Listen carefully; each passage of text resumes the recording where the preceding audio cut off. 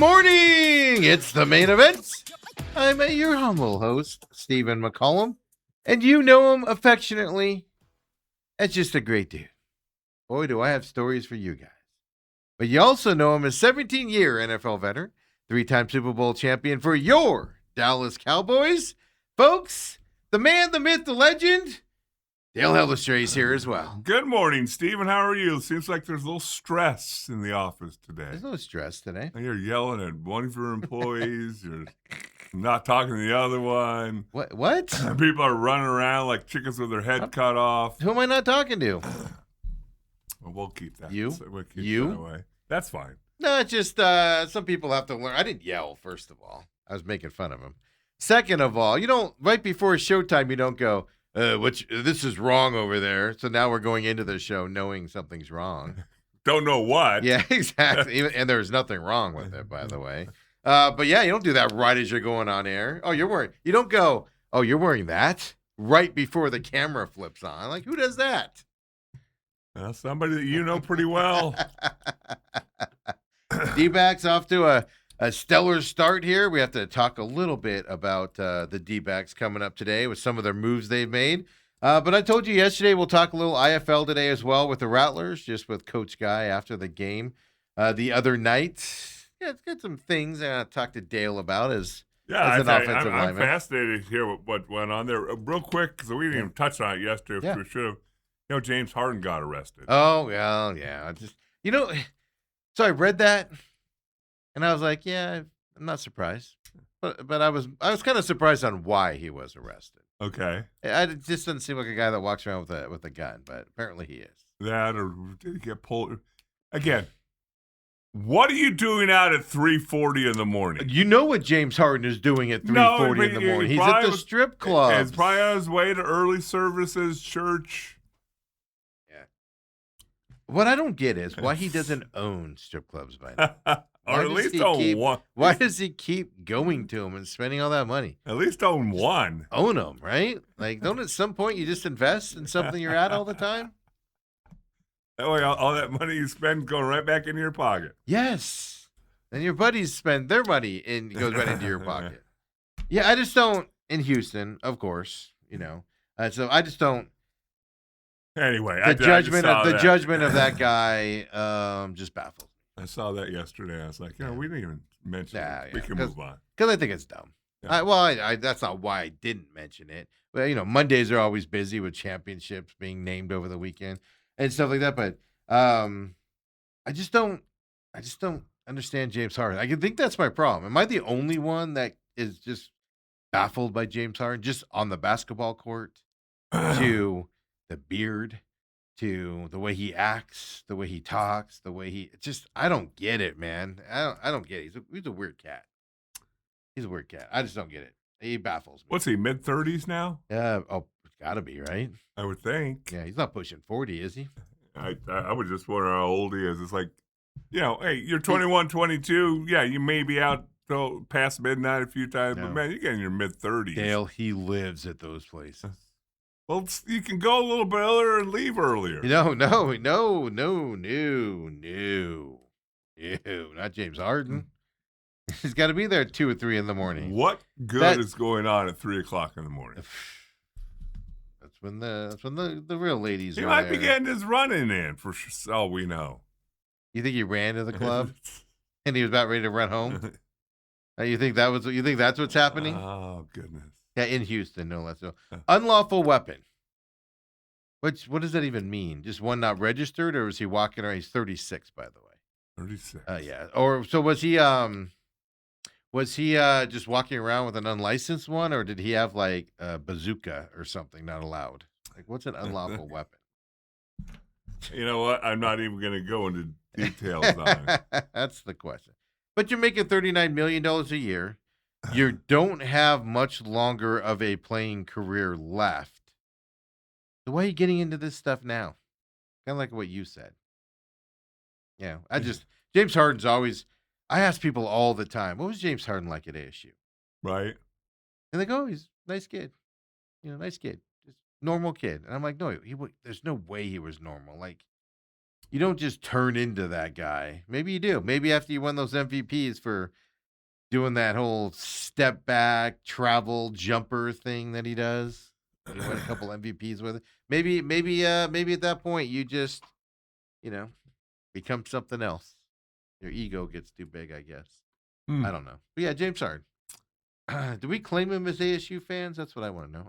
I know some people do. Well, he's the second highest pick ever in ASU basketball history. Can you name me the highest? Before your time. Well, I know. That's why I'm going way back. I was going to say Byron Scott. Nope. Before that? Yep. Ned Wolk. He was a coach. Ned Wolk. Basketball? Yep.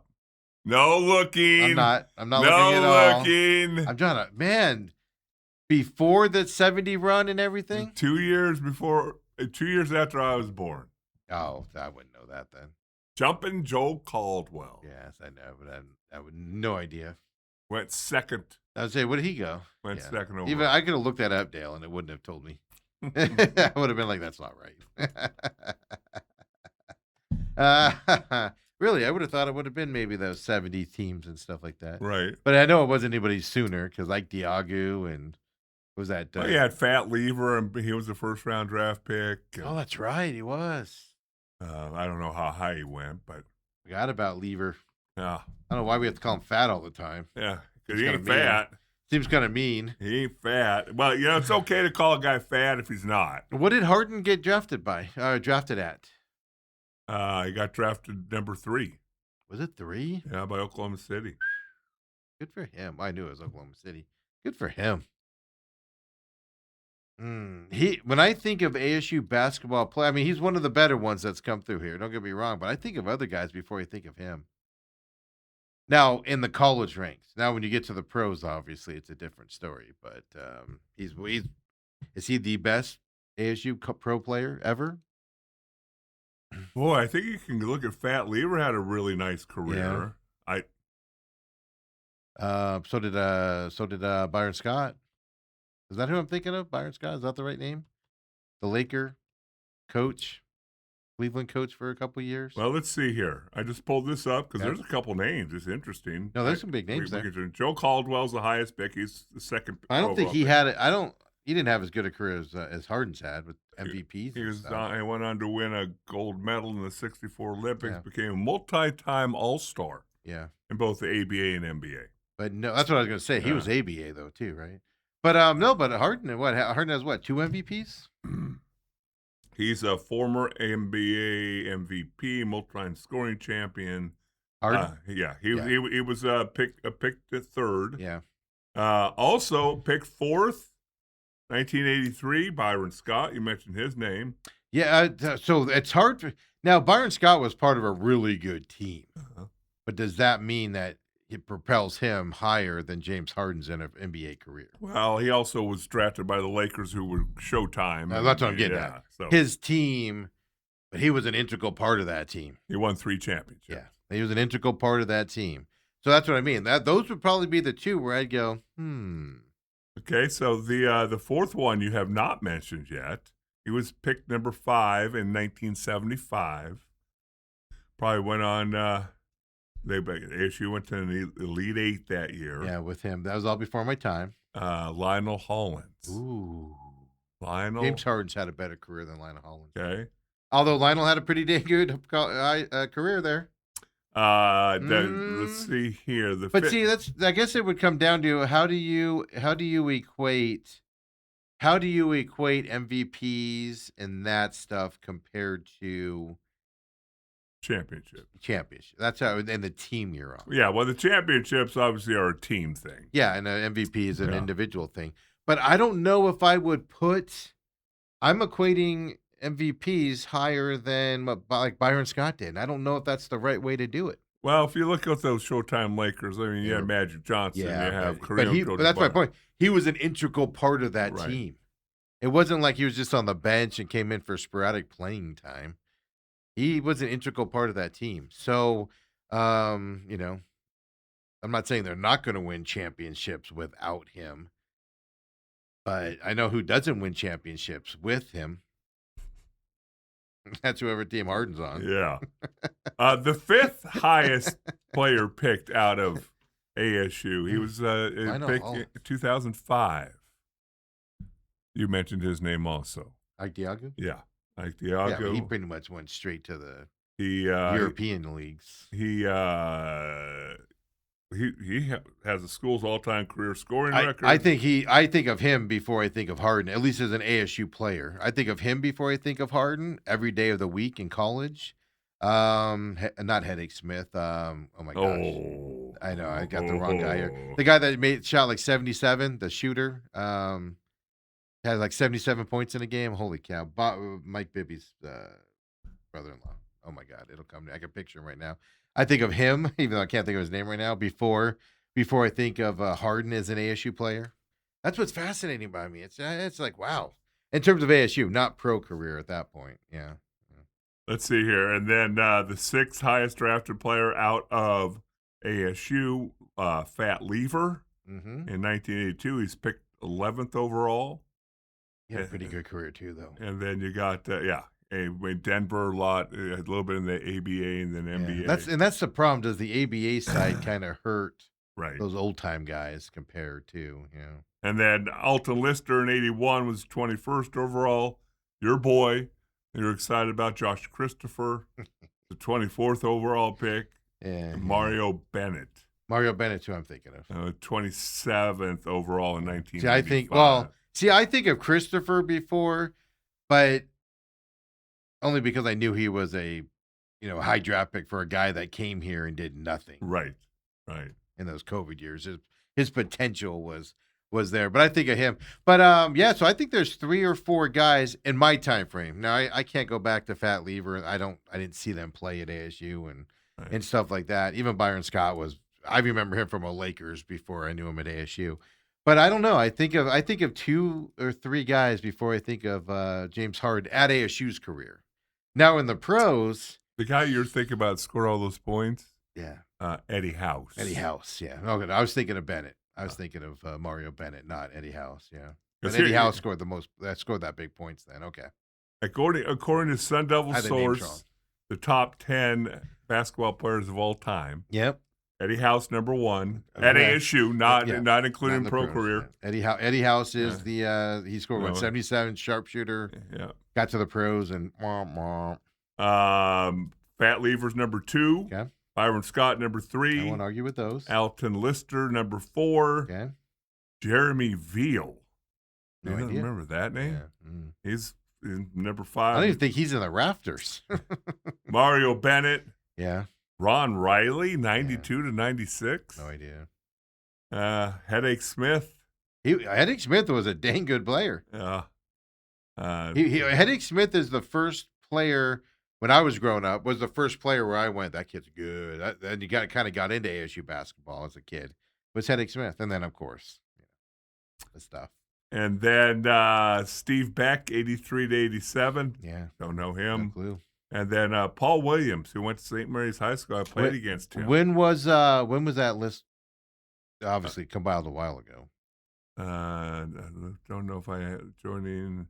This was well. Here's the thing, though. I mean, yeah, because I don't think of James Harden as like one of the great ASU basketball players. That was my point. I personally think of 2 or 3 players before I get to his name, and that's me discounting the guys before I was born. Right.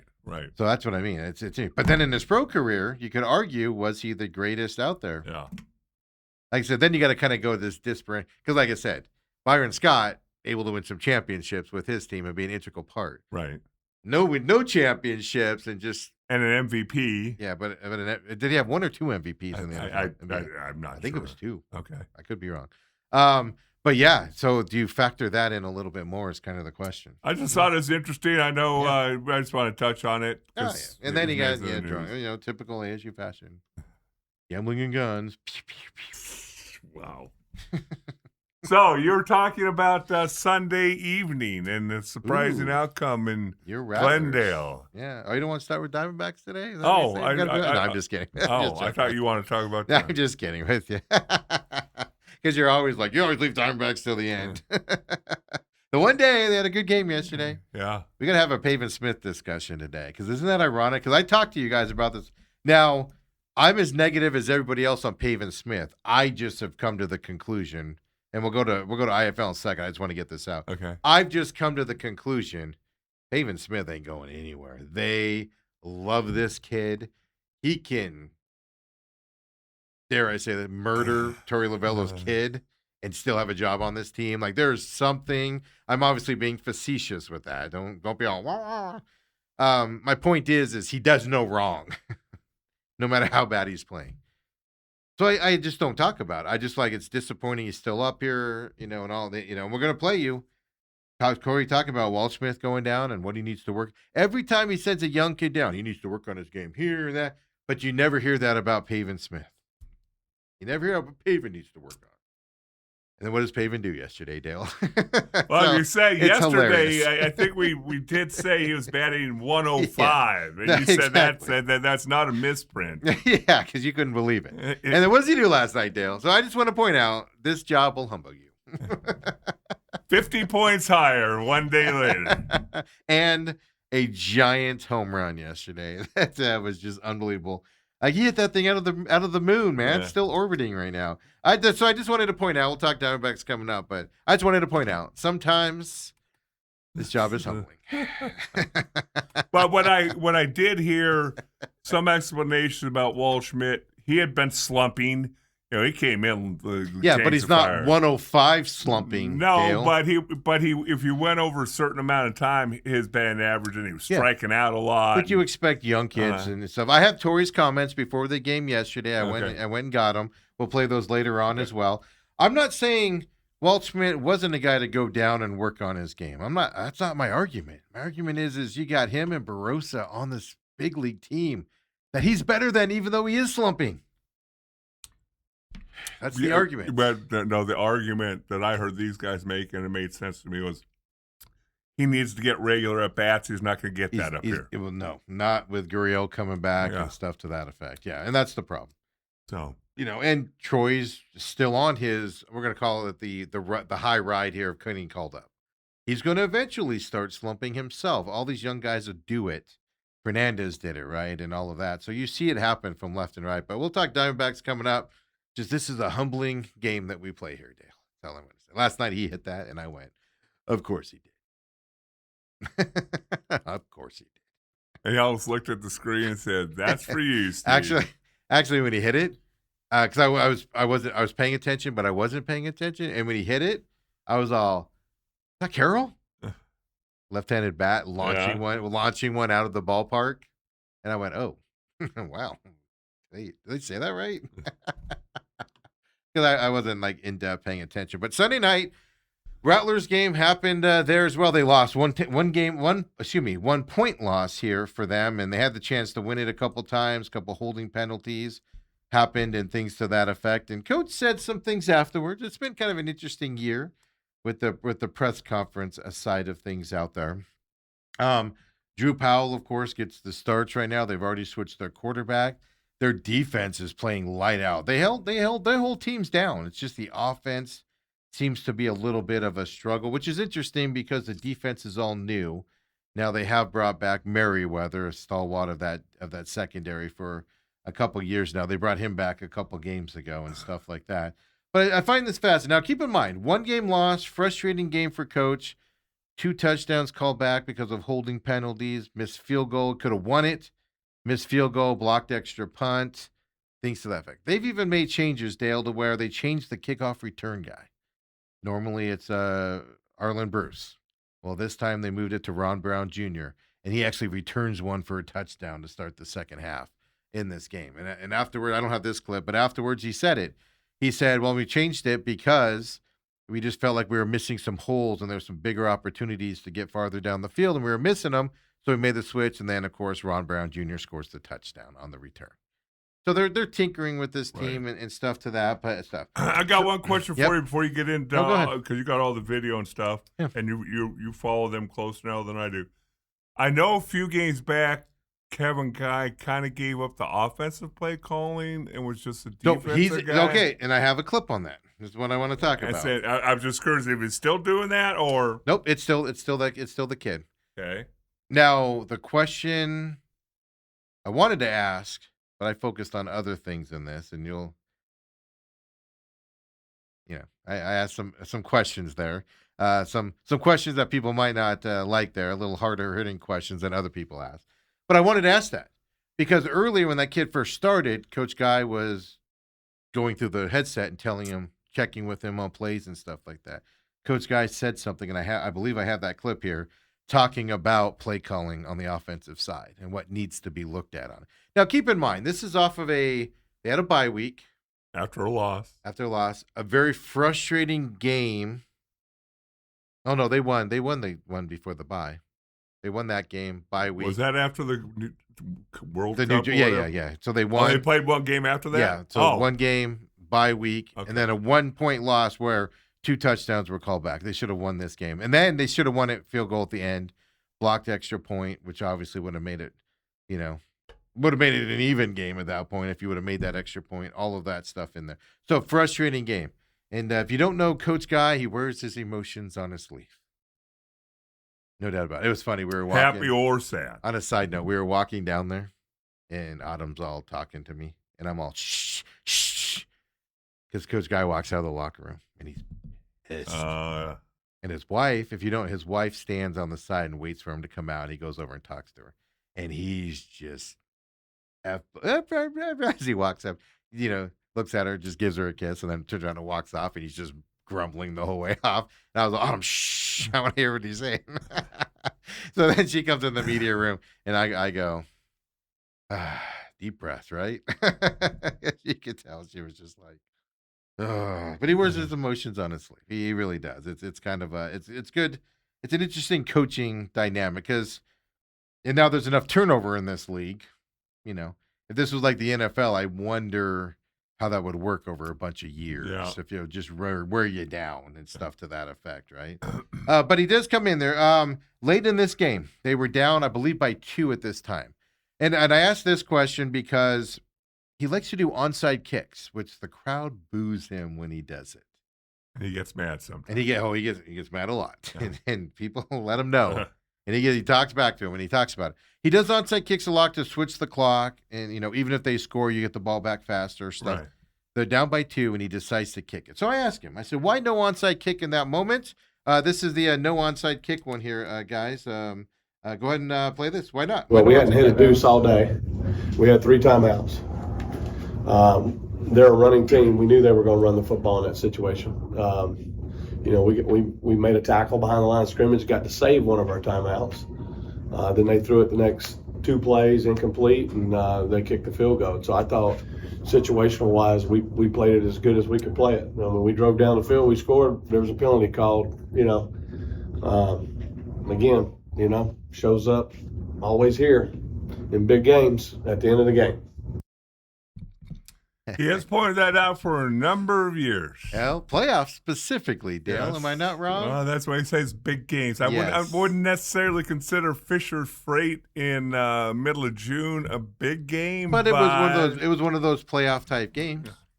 Comes down to the last play of the game and just mistake after mistake after mistake happening. Right? Yeah, I'm wondering if anybody asked or if he volunteers.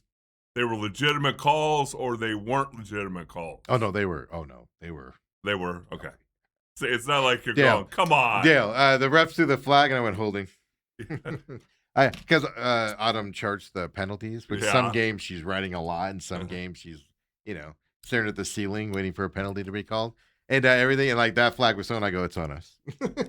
Usually when you see the offensive lineman just put his head down and start walking backwards. Yeah, it's even before that when you could see, because you could just see it out of the corner of your eye like, oh, Lord, here we go. There's some penalties where you look at the replay even and you're like, what did they call? Right. No, these two were like pretty big. But it is interesting how, like, I just asked him on the onside kick because he takes a lot of crap. And actually, I heard some audible people say, no onside kick, huh? Yeah. So I had that down from that. Drew Powell was taking a beating in this game. Okay. He's getting hit left and right. Late in the game, he took a shot. And he got it, right before he got his number called to score, and it was called back on holding. Took a shot and got up really slow, and a little bit of a limp to him. So I just asked Coach, because I have a theme with Coach here on his physicality of his quarterbacks.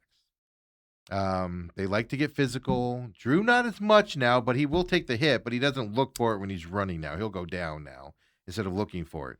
But I had it earlier with Myler. I had it last couple of years with the quarterback then and stuff to that effect. And, when your quarterback is dinged up at the end of a game, that can adversely affect your end of the game strategy and stuff like that. So I asked Coach on Drew being hurt. Here's his response.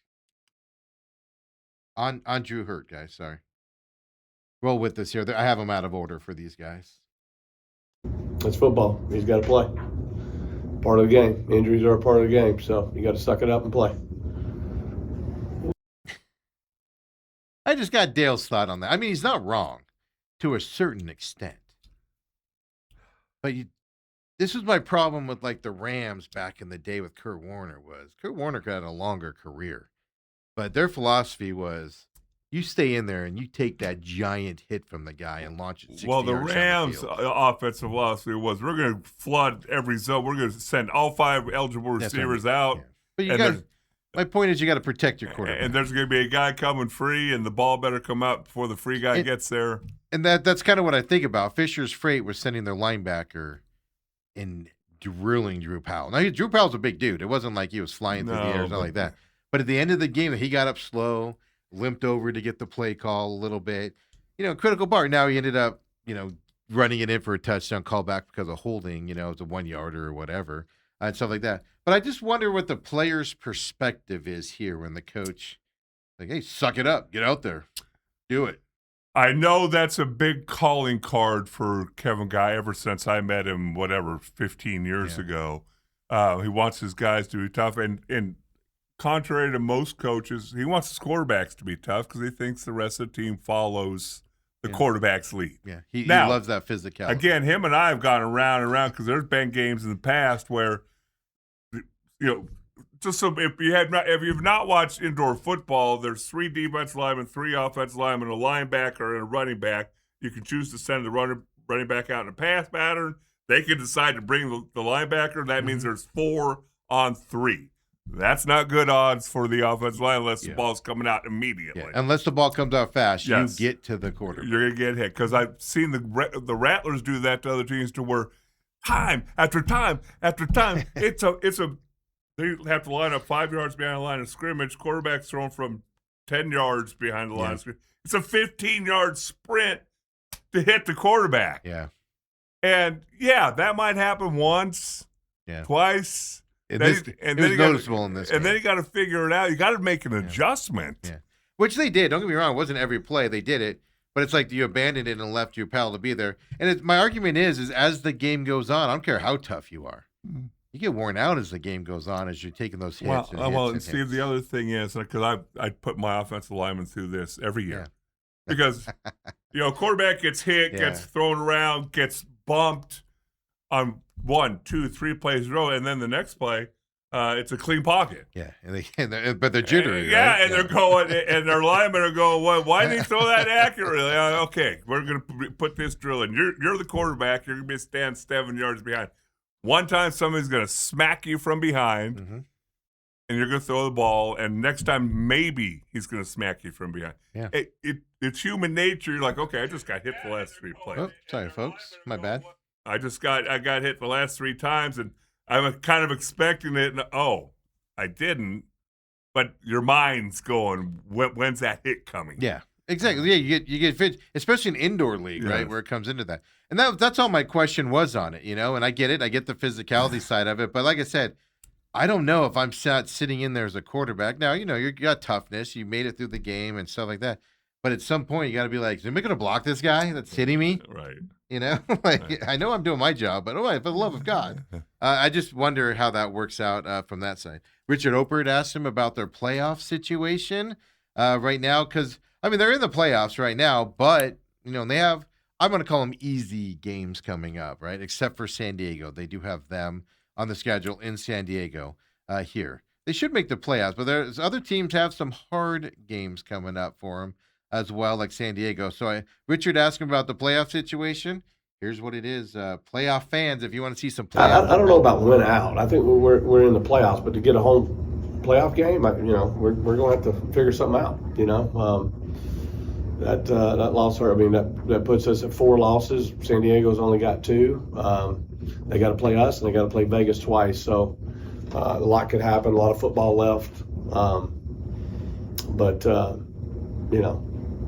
These teams that are mediocre or below average are continuing to change their personnel, and this is something I've preached to the team all year, that you can't get caught looking at records at this time of the year, because these indoor teams are like basketball teams. You only need 1, 2, 3 changes, and you're all of a sudden a different team. And you look, you got some teams, 2 teams in our conference that picked up have been losing and getting their ass kicked, and they went out and got 2 quarterbacks, and both of them won this weekend. So there's no gimme games. There's a lot of parity in this league. And let me just reiterate, because he kind of casually passed over that, but it is a big thing, not only for the football team possibility to win and get in a home playoff game. It's not only that, it's more money for the Rattlers. Revenue. Yes, because the IFL is not like the NFL.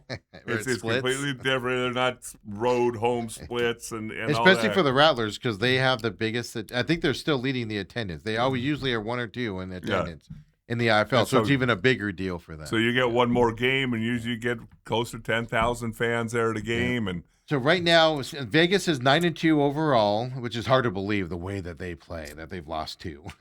San Diego's 8-2. Rattlers are 7-4 now. Sugar Skulls are 5-6. They match up this weekend. That's what he's talking about. You could be now. They're third. The top 4 teams get in, right? Then San Antonio's 4-7. That's the other team that switched quarterbacks that won as well. Then you got Northern Arizona and New Mexico, 1-10 at the bottom side of that there. But you could easily be outside looking in here if you trip up here coming up and stuff to that effect.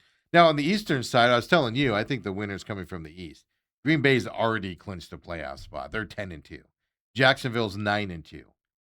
Then you get 6-5 for Orlando and Tulsa. 6-6 for Fisher's Freight with that win. Quad City Steamrollers 5-7. So it shows you the parity of the league, what he talks about here as well. But then, Coach was asked, his feelings on this team after the bye week and whatever. This is where I love about coaches after a 1-point loss. They really let you know how they feel about their team. Here he is, Kevin Guy on his team. We got to come to play every week. So you learn life lessons. I mean, this team, talent-wise, is good enough to to win, but I don't know from mentally that we're good enough to win, and undisciplined. We were kicking Vegas's ass up in New York, New Jersey. Our defense had 6 stops that night, and we turned the ball over 4 times. Had a bunch of penalties in that game. The discipline. When I say discipline, I'm talking about discipline on the field. Being able to be mentally tough and play against some pressure, and our guys are great. We don't have any issues with them off the field. We got a good group of guys, and they come and work. But we're a young team, and you gotta learn. You gotta learn these life lessons as you go. And you gotta have some adversity, and I'm okay with some adversity, but you got to learn from it, fix it, and can't keep making the same mistakes. They let that whole thing in there because if you notice, Dale, what did you pick on? What do you think he's talking about right there? Well, him and I, strangely enough, have had this conversation probably 10 times over the years. The last couple of years, he's had teams with good character guys who don't get in trouble off the field. Mm-hmm. And the years that he's had one, what you'd quote unquote say troublemaker who might cause some things during the season, being out at night and doing some things, they quietly, let's go help him out and all that. That's when they won championships. And when it's one of those things where you always say, at least when I was playing, you don't win championships with 60 choir boys. You got to have some people that are right there on the edge. They have some meanness. And It's you're football. hoping that they stay just on this side of the line. Exactly. And because right on the edge. Because last year they had the same thing. He'd say, "I have no problems in practice. I have no problems when they're away from the field. Everybody did exactly what they were supposed to do, acted the right way. They're on time. Yeah. They're and it's almost like you miss that one guy. Yeah. That he's late for a meeting again. But last year, I feel like you talked a lot about that on his defensive side, where guys, he'll openly tell you, guys were making business decisions last year, which is why all the defensive guys are new this year, type of stuff.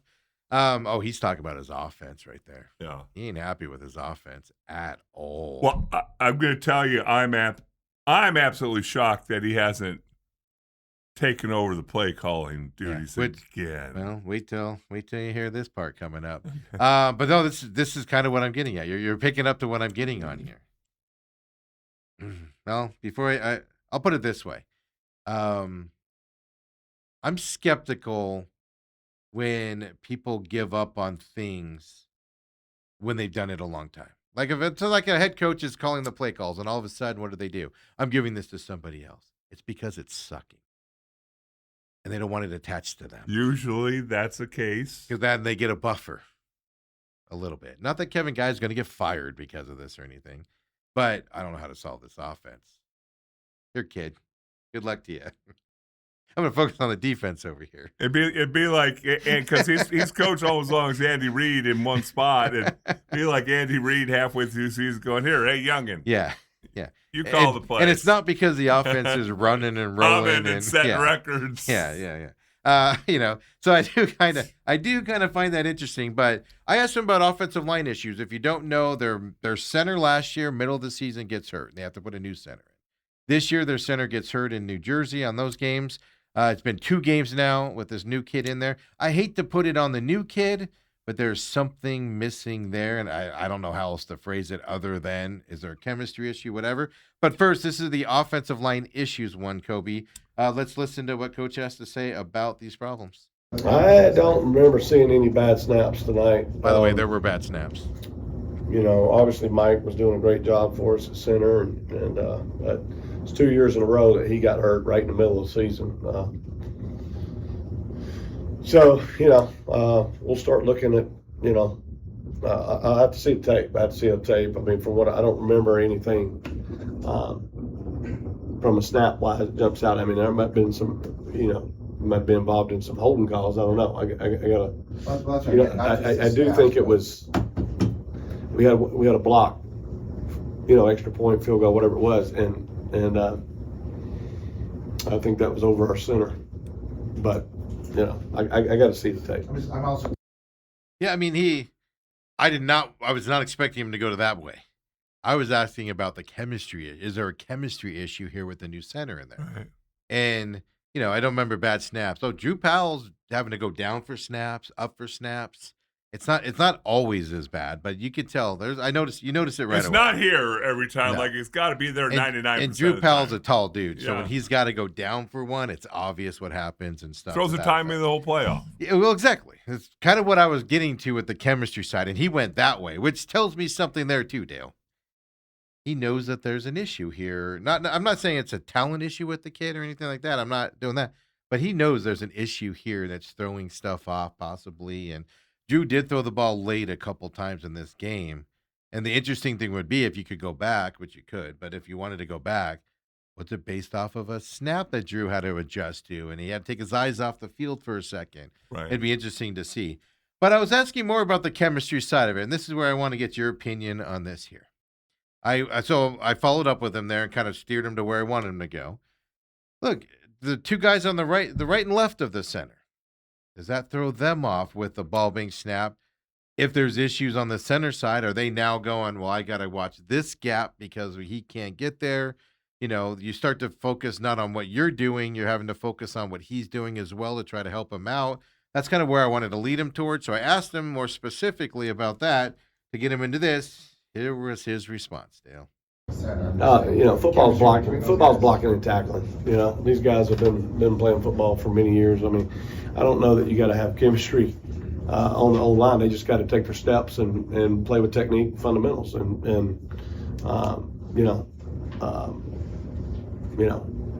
got to look at some calls that we had tonight. We were really taking a long time to get down the field and score. And that's one thing I'm going to go look at. I mean, we're playing east and west, throwing screens out to from the outside hash all the way out to the wall. We ran outside zone on an outside hash and got nothing out of it. I mean, we got a few things that I need to address. Before we get to that second part, because that's why I left it in there. Play calling has changed on this team. Okay. It has. And that's why I wanted to ask him. I didn't get a chance to. But he said he's going to address. He brought that part up himself. So right. I was like, all right, I don't have to address it. But before that, he said, football's tackling and blocking and tackling. Mm-hmm. Yeah, there's no chemistry. You don't need chemistry to play offensive line. Dale, as an offensive lineman for 17 years in the National Football League, 4 years before that at SMU, high-level college, and even one of the greats over there at Aurora High School. Your thoughts on that? It's fascinating me because, like, if him and I were having a conversation in his office and he said that, I would have said you're on drugs. I almost responded and been like, I wonder what Dale's going to think about that. I actually thought in my brain, like, all right.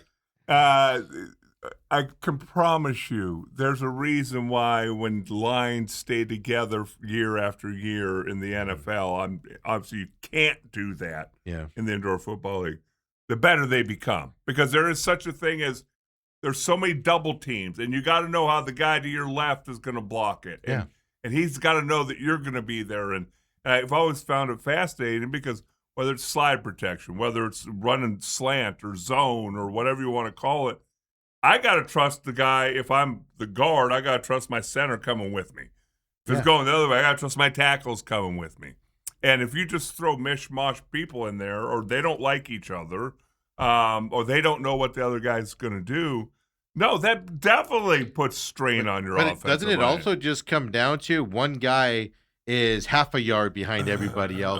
The new guy wants to go a whole yard behind everybody, which then makes you have to go deeper. Saying. When he says taking steps, it's you got to get your feet in the right spot and all that. You don't necessarily do that in indoor football, but you have to trust that the guy next to you is going to get that guy coming in through the A gap or whatever they call the gaps in the IFL.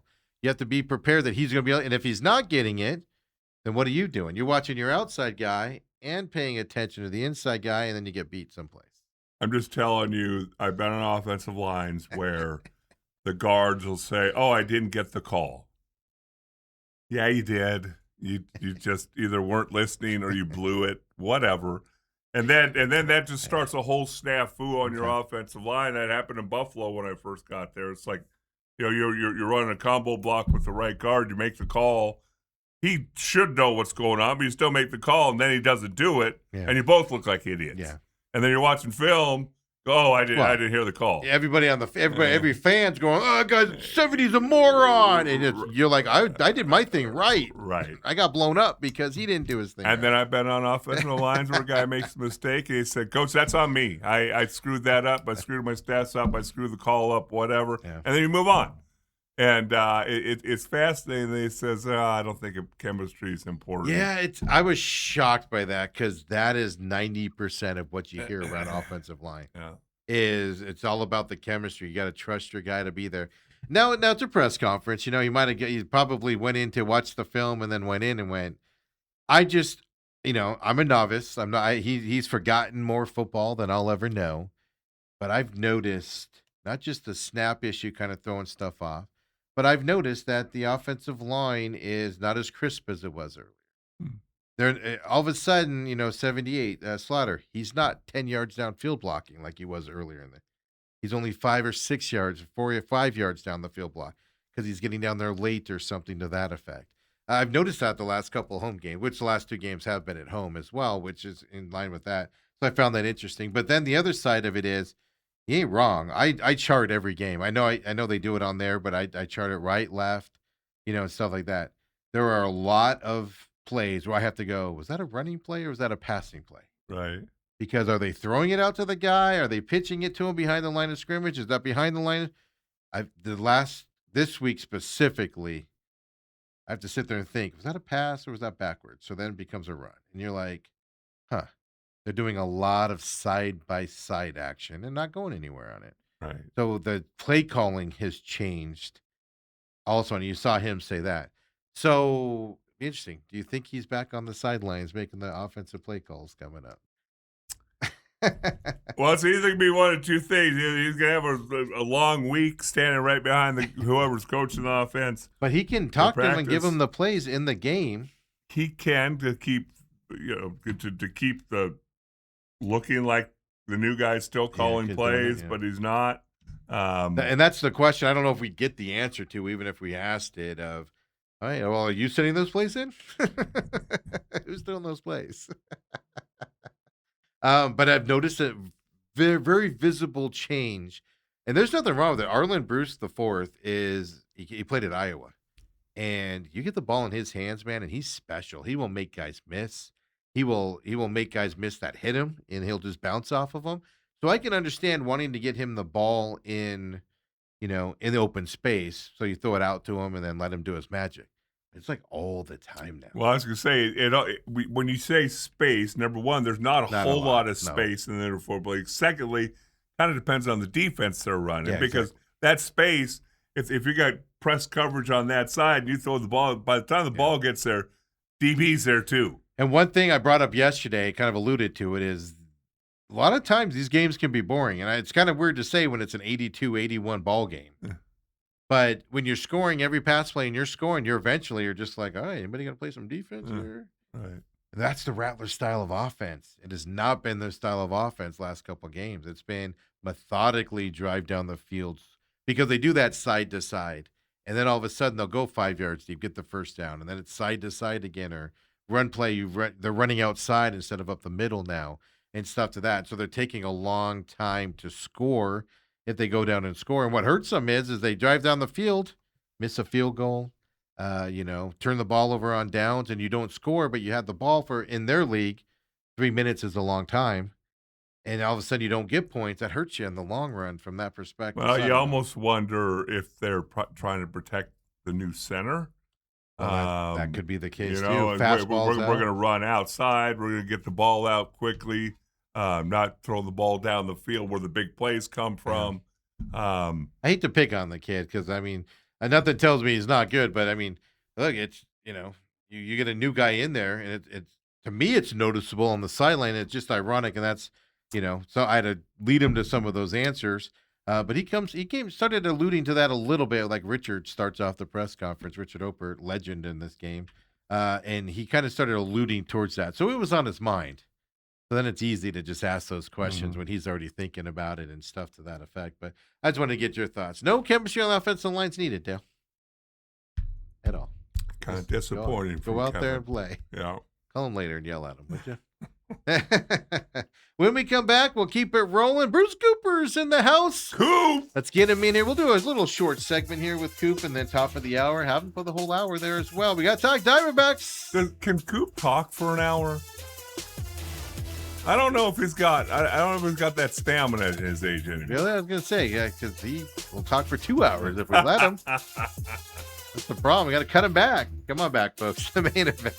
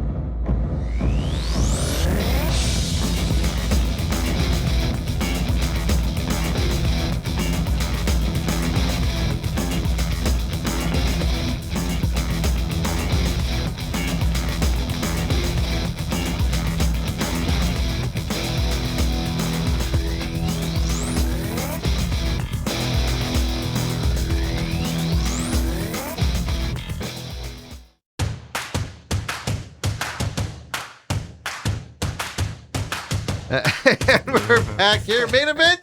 That's too good. Bruce Cooper's here, of course, on Tuesdays, and he's already said he has a problem with me. Yeah, I mean, Steve, if he in any way, shape, or form is going to try and criticize the NC2A or the Big 12 Conference for their stances against Mr. Brendan Sorsby, we have a major problem. And by the way, Yeah. this is before we came on camera. This is before you say good morning, before you make the introductions about the legend. Yes. He folks, if he didn't go live, he was going to hit me. I was like, man, how am I going to handle this? All right, let's do it. But of course, the legend, Bruce Cooper, joins us 34 years approximately. We're not sure. Over at Channel 12, of course, local guy for a long time here, knows everything about everything. We talked earlier about James Harden. I want to ask you, first of all, welcome back to the D-backs thing. Last week you wore a Texas Rangers jersey. So welcome back. We'll talk Diamondbacks coming up. But earlier in the show, we were talking James Harden, of course, gun charge and stuff like that. But and then Robert actually chimed in. Let me find it here really quick. And he said, first time Harden's got caught for carrying, and it wasn't by an NFL official, NBA official. Let's go. That's a great one, Robert. That's a great one. But I don't think of James Harden as one of the greatest ASU players. I'm talking college here. I think of 3 or 4 people before him. Now, you and Dale got to experience the 70s Sun Devils. I did not, and things to that effect. But, I mean, I think Mario Bennett. I think Ike Diagu. I think Eddie House. All before I would even get to James Harden as an ASU player, which is ironic because then he was drafted number 3. Your thoughts on that? Well, look, I mean, James Harden led the Sun Devils to back-to-back NC2A appearances. I mean, he was that dude. I mean, he came in, I believe, a 5-star recruit from California school, and I thought he lived up. I thought he lived up to the hype. I mean, I'm not saying he wasn't good. Don't get me wrong. I'm not saying he wasn't good. I'm just saying, me personally, I think of a few guys before I even get to him. Let me tell you some things that really surprised me about James Harden. You know, when he came to Arizona State, I found him to be more of like a half-court player. He wanted that last shot. I mean, he put him to the free throw line. He made the shot. But when the Thunder drafted him, I mean, to watch him a part of Russell Westbrook and Kevin Durant. I mean, this dude got up and down the floor. He did some things professionally that I never saw collegiately. And I'm saying, well, maybe that was more of a coaching than anything, because maybe Herb Sindick didn't have that type of offense for him to flourish. But I would certainly put James Harden top 5. I mean, I know you left Byron Scott out of it. Well, no, like I said, I actually put Byron Scott on the list, even though I didn't see Byron Scott play here. But then just from ASU, but that's what I'm saying. So just me personally in my era, I think I got 3 guys, at least maybe not ahead of him, but at least with him in the conversation. But then you get to Byron, and Dale brought up some names I didn't even think of, Fat Lever. You know, and those types of guys. Back in our day, yeah. And the thing about, and I can tell you this about Fat, he played at Tucson Pueblo High School. They were called the Warriors. We were the Westwood Warriors. And he was more of a defensive player, more of a guy who kind of like got the team into the flow of its offense. I mean, he was that steady guy. I'll never forget this. We were in a BCI tournament, and we were playing the L.A. Watts Magicians. And they had like a couple 7-footers on the team. One of them was like the point of their full court press. And so it made it really tough if you tried to pass over because he was a 7-footer. I mean, back in my day, I was one of those speed guys, quick guys and stuff. And that's what I kind of relied on to get by. Dude, they were swarming. And I'll be honest, they had me rattled. And so they beat us by like maybe 20, 25 points, LA Watts Magicians. Yeah. I mean, the next night, I'm sitting in the bleachers because, you know, our game's a little later, and Fat's playing. Because they had a team, Phoenix All-Stars and Southern All-Stars, and so he was with the Southern All-Stars. Okay. And they're playing the Watts Magician. And Fat has this, like, cavalier look on his face. It seems like nothing rattles. Dude, they put the same press on this guy, and, I mean, He didn't try to outrun you out quick. I mean, he just made he made those angles. He got in those angles. He made passes, got him up court. I'm like, dang. So that's who Fat was until he went to the freaking Denver Nuggets of the NBA. All of a sudden, he became Mr. Triple-Double. He's dropping 20 points, 30 points. I mean, dude, where was this? It's crazy. So he was always he amazed me. It's funny when you say BCI because do you realize that was the end of that's when I realized that I probably should pick football going to college because I made the Arizona team. We played New York Riverside Church. There's a team from Chicago, and they're the Los Angeles Watts Magicians. And I realized very quickly I'm pretty good for Phoenix. I'm pretty good for Phoenix. That's a different brand of ball when you get there, just by the sheer numbers of how good a lot of guys are. So you'll put Byron Scott up there, with James Harden, at least an ASU career. Absolutely. Okay, and that's the thing. We're looking at ASU. So this particular list, it obviously has James Harden, has Eddie House.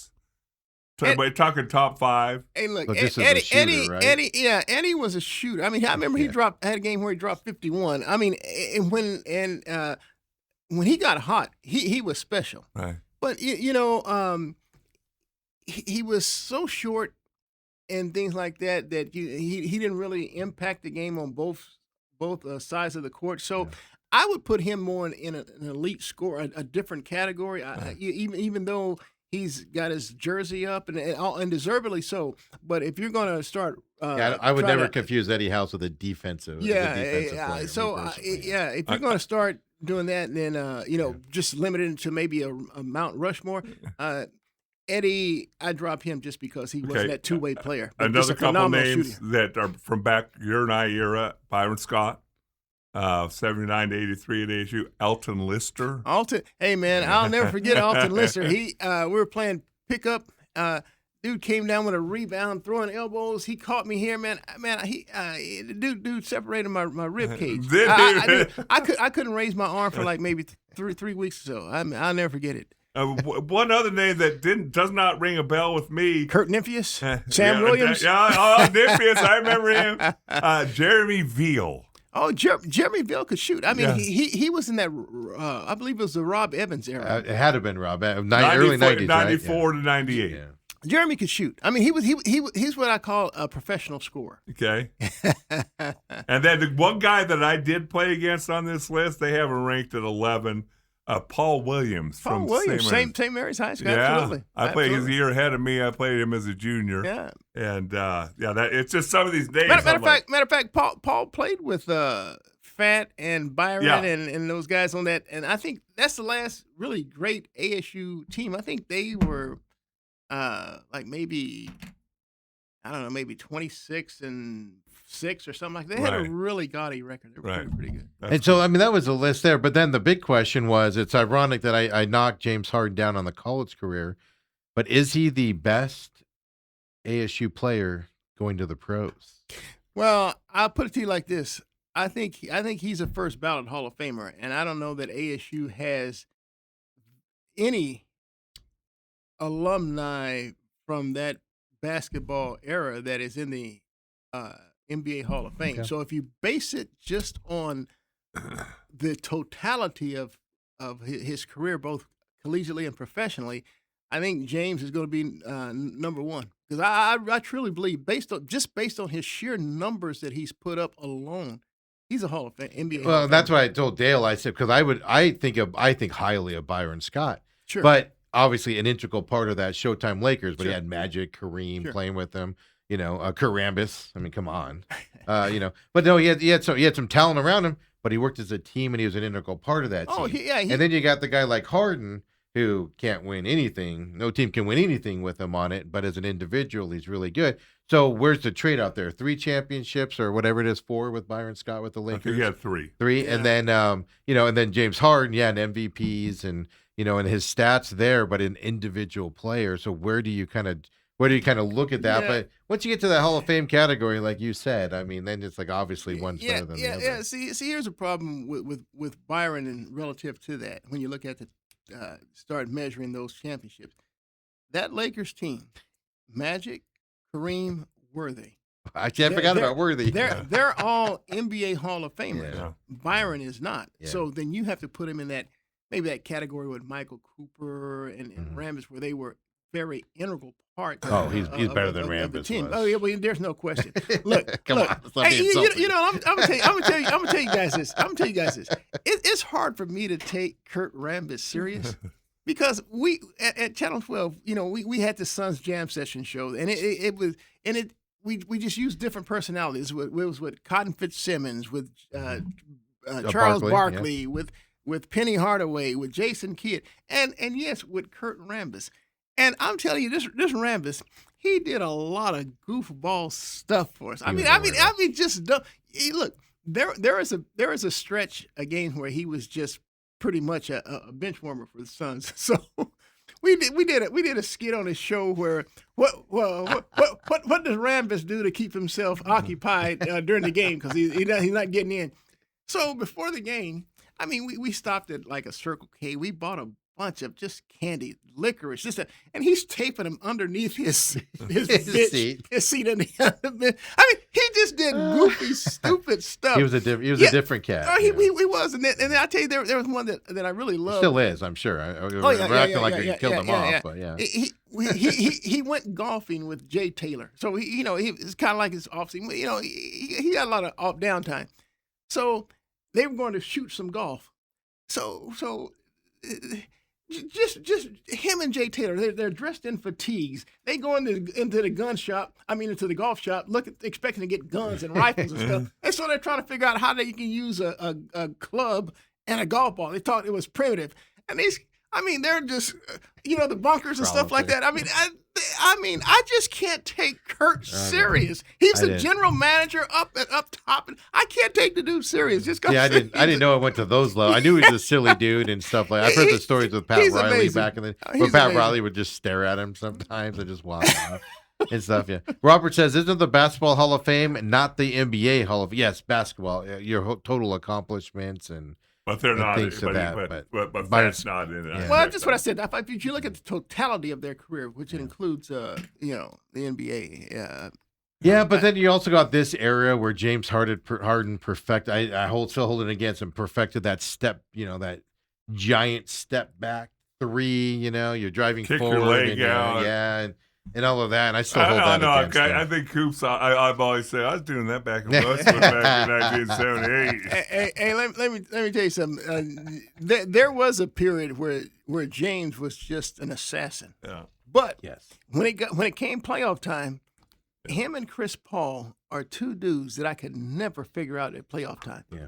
I mean, they're either going to get hurt, or they're going to be wildly ineffective from what they were during the regular season. You saw that this year. I know he's older now, but you saw that this year with Cleveland. It was like more turnovers than points every game until like the last one or something. But let's take our top of the hour break here. Come on back. Just wanted to get that from you. We have Sorsby we got to talk about. Me and Cooper are going to fight openly on air about this, apparently. Diamondbacks, they sent down Waldschmidt, Pavin Smith up. We'll listen to what Torrey said about that. We'll listen to Torrey talk about Pavin last night after Pavin humbles us all, who's been asking why he's still on this team last night. We'll talk about all that as well. So come on back. The main event.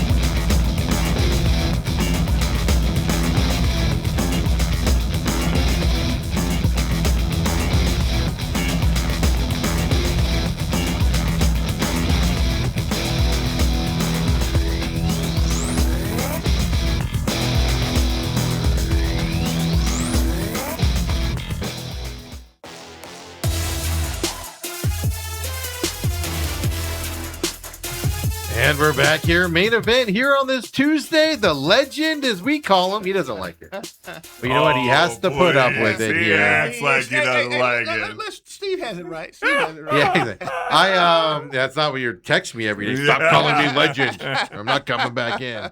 And stuff like that. We got the legend here to my left. We got the legend to my right. And then this guy sitting right here in the between. Pride of Dobson. Yeah, exactly. Me and Toby Wright, two best guy. I do have a picture of, on a separate note, I do have a picture of Coach Clark's plaque over there at the Glendale Arena. I showed Autumn that the other day. The guy that made you get off the little piece of bread. It wasn't him. It was, it was Clark that yelled at me. Yeah, You're talking about the Dobson football coach who guided them to a 1987 state title? Here's what's amazing. Here's what's, and then you got, and then Westwood won it in 89 right afterwards. We came back, I believe it was 88. That was 88 or 89. My sister went to Westwood when they won because it. it was, and like I told you, it was Albie Lopez who quarterbacked that Westwood team. Yeah, so I mentioned one time Dobson won it in a late age, and he's like, no, they didn't. And I'm like, no, they really did. I swear to God. They won it one year. Had the Wright brothers. That was the Wright brothers then. That was, and all them. But that's the thing. I was reading his plaque, and it's like, 1970. Like, he was at Dobson before I was born, and he was still there, and I graduated in 95. Who? At Clark, yeah. He was a student at Dobson? No. Coach. Okay. Obviously. Well, I knew he was a head coach, but then you said he was there before. Then I was there. No, that's what I mean. He was before I was born. He was coaching at 77. I see. I get it. I'm a little But slow. even then, you got McConnell, the basketball coach, who's still there. Rick McConnell. Yes. His son's now head coach over at St. Mary, Mickey, who of course played at Dobson. But he was there, I think, in the late 70s too, and he's still there. Wow. Damn. Man, if I'm old, they're old. I was down in your neck of the woods on Saturday, Coop. He was right down the road from Westwood. I was at the Mesa Arts Center, and that's the first time I ever drove by coming home down Center Street and saw the Oakland A's baseball complex. It just pops up in the middle of the neighborhood. Yeah. They used to be the old Chicago Cubs. Yeah. And but Mesa Arts Center and Steve you went that way. You went by the Holcomb Stadium. I don't even know where the Mesa Arts Center is. Downtown Mesa. Your wife doesn't make you go see plays. Hold on. You know where Milano Music is, right? Huh? You know where Milano Music's at, Probably right? on Main Street you've been, somewhere. it's right there on Main Street. Yeah. So my 4-year-old granddaughter had her first recital, Coop, so I drove all the way down there. All the way. Yeah, you went the long way out of there. We took the 101 down, but there's construction. Hey, dude, you want? I'm gonna tell you guys a story. Since you said your granddaughter, I actually I had to take my wife. I had to take my daughter to these recitals. Yeah. I worked swings, and so my daughter had these practices in the morning. So my wife's off at work in the morning, so I had to take her there, dude. So the first day I go in there, I think there was like maybe a dozen girls. Yeah. And there were 11 women with all the instructors women, and I'm the one guy in there. Yeah. So I sat down, and then they started. I could tell that they were having conversations that it was uncomfortable to have because there was a guy in there. So from after that day, every day I would take my daughter and I go out and sit in the car. I'll never forget that. Get out of here, Coop. We want to talk about you. See, you're the opposite. When my daughter did gymnastics, I'd sit right there at the front glass, and I'd just sit there and I'd get on my phone or I'd read a book or something. And I'd just sit there and let them all just gossip all around me. I don't care at all. There were some conversations that I know that I know about some of the women's husbands and where some of those bedroom conversations that and I'm just they didn't want Coop apart. I've been there because some of them were divorcees and things like that. So they got stories they're trying to tell. Yeah, I'll sit there and listen to that all the time. No problem. I'll join in as well. But anyway, now that we're uncomfortable here, but Sorsby now he's not even eligible for the supplemental. The NFL has to schedule this. He has to be eligible. They're pulling his lawsuit out now, which will make him eligible for the supplemental draft coming up here. But before we get into his NFL odds and where he can be drafted and stuff like that, he backed out yesterday and said he's going to go into the supplemental draft. Backed out. The pressure from the Big 12. The pressure from all the other conferences got too big for Texas Tech. Well, I think. Well, look. Texas has an AG, Attorney General Ken Paxton, and you know, if you follow some of his political ideology, I mean, you just can't go along with the guy on that. But here's the deal that I didn't appreciate. He sent some letter, a threatening letter, as I took it. No, it was a threatening letter. Yeah, There's no doubt about it. He told the Big 12, you do anything and we're coming after you. Dude, I mean, dude. Yeah. That's not your position. That's not your job. Right. It was such a bad miscalculation. He sent that letter. The big booster from Texas Tech told everybody, we will sue the crap out of you if you do something. He sent that letter. Oklahoma's AG and another AG both came out within 12 hours with rebuttal letters saying, Big 12, we got your back, basically. Go do this. Yeah, and that was the monumental mistake that Texas Tech did. They thought they were going to scare everybody to back down. But they had the back. To me, there's no question about it. They had the backing of the Texas AG. Oh, yeah, 100%. Which is just so wrong. It's not his job, his position to step in this in any way, shape, or form. So they put my favorite part, if you know anything about law, they filed that 47-page legal thing with the federal. I read it yesterday. I know because I'm a glutton for punishment. Well, he didn't have any time. I know, but they put as one of the exhibits, they put that Texas AG in there as an example of Texas and Texas A&M or Texas Tech, excuse me, and the state of Texas going against and not allowing the Big 12 to follow its bylaws. Yeah. It was like the number one of the major things in there. And they would have lost so unbearably bad in this federal lawsuit that's why Sorsby's not there. Look, I don't know.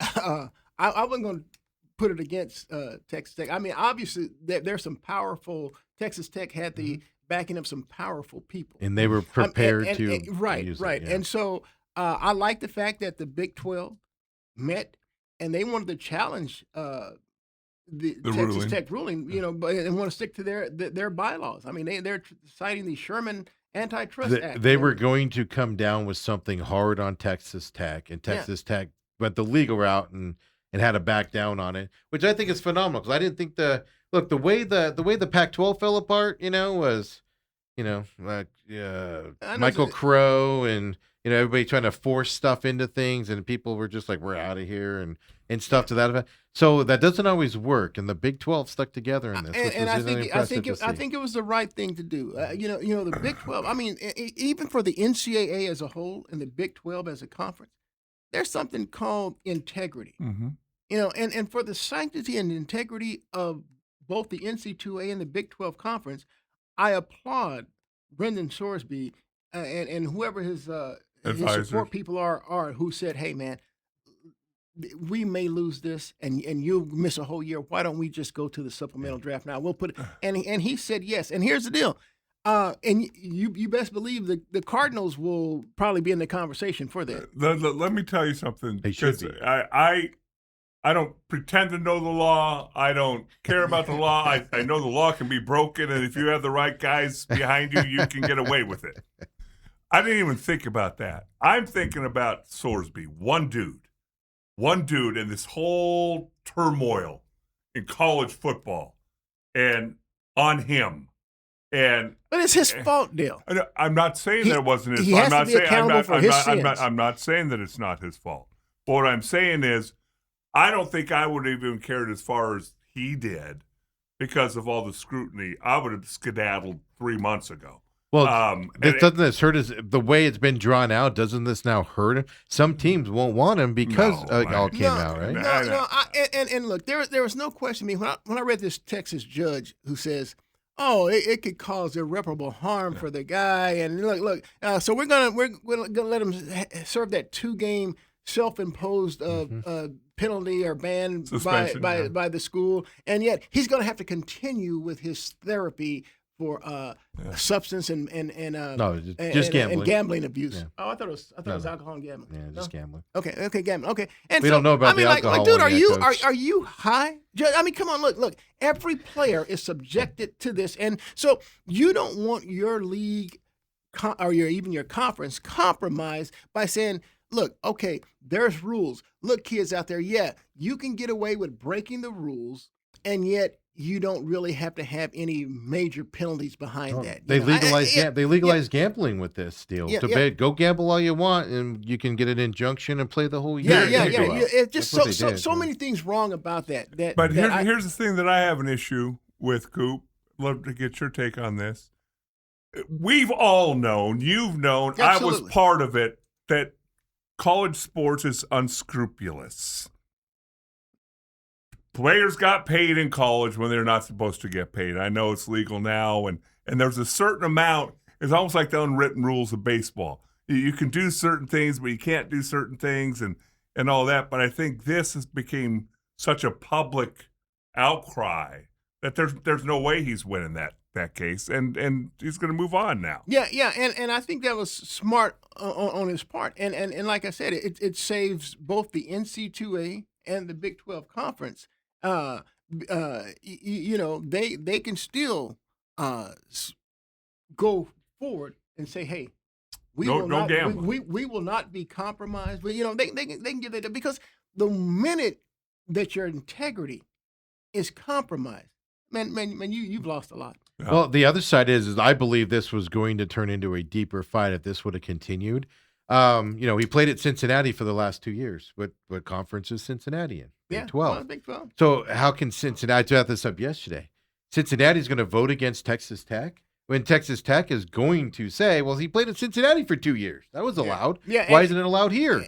They knew about it. Yeah, and I think so. You're going to have a lot of messiness in this. Yeah, well, I think that both of us, and I think all three of us agree that when it was all under the cap, under the hat, secret. Not a lot of people know about this. Right. The minute Sorsby transferred, Cincinnati dropped dime. Oh, I have no doubt about it. And I wonder is if he went to a school outside the Big 12, would they have dropped the dime?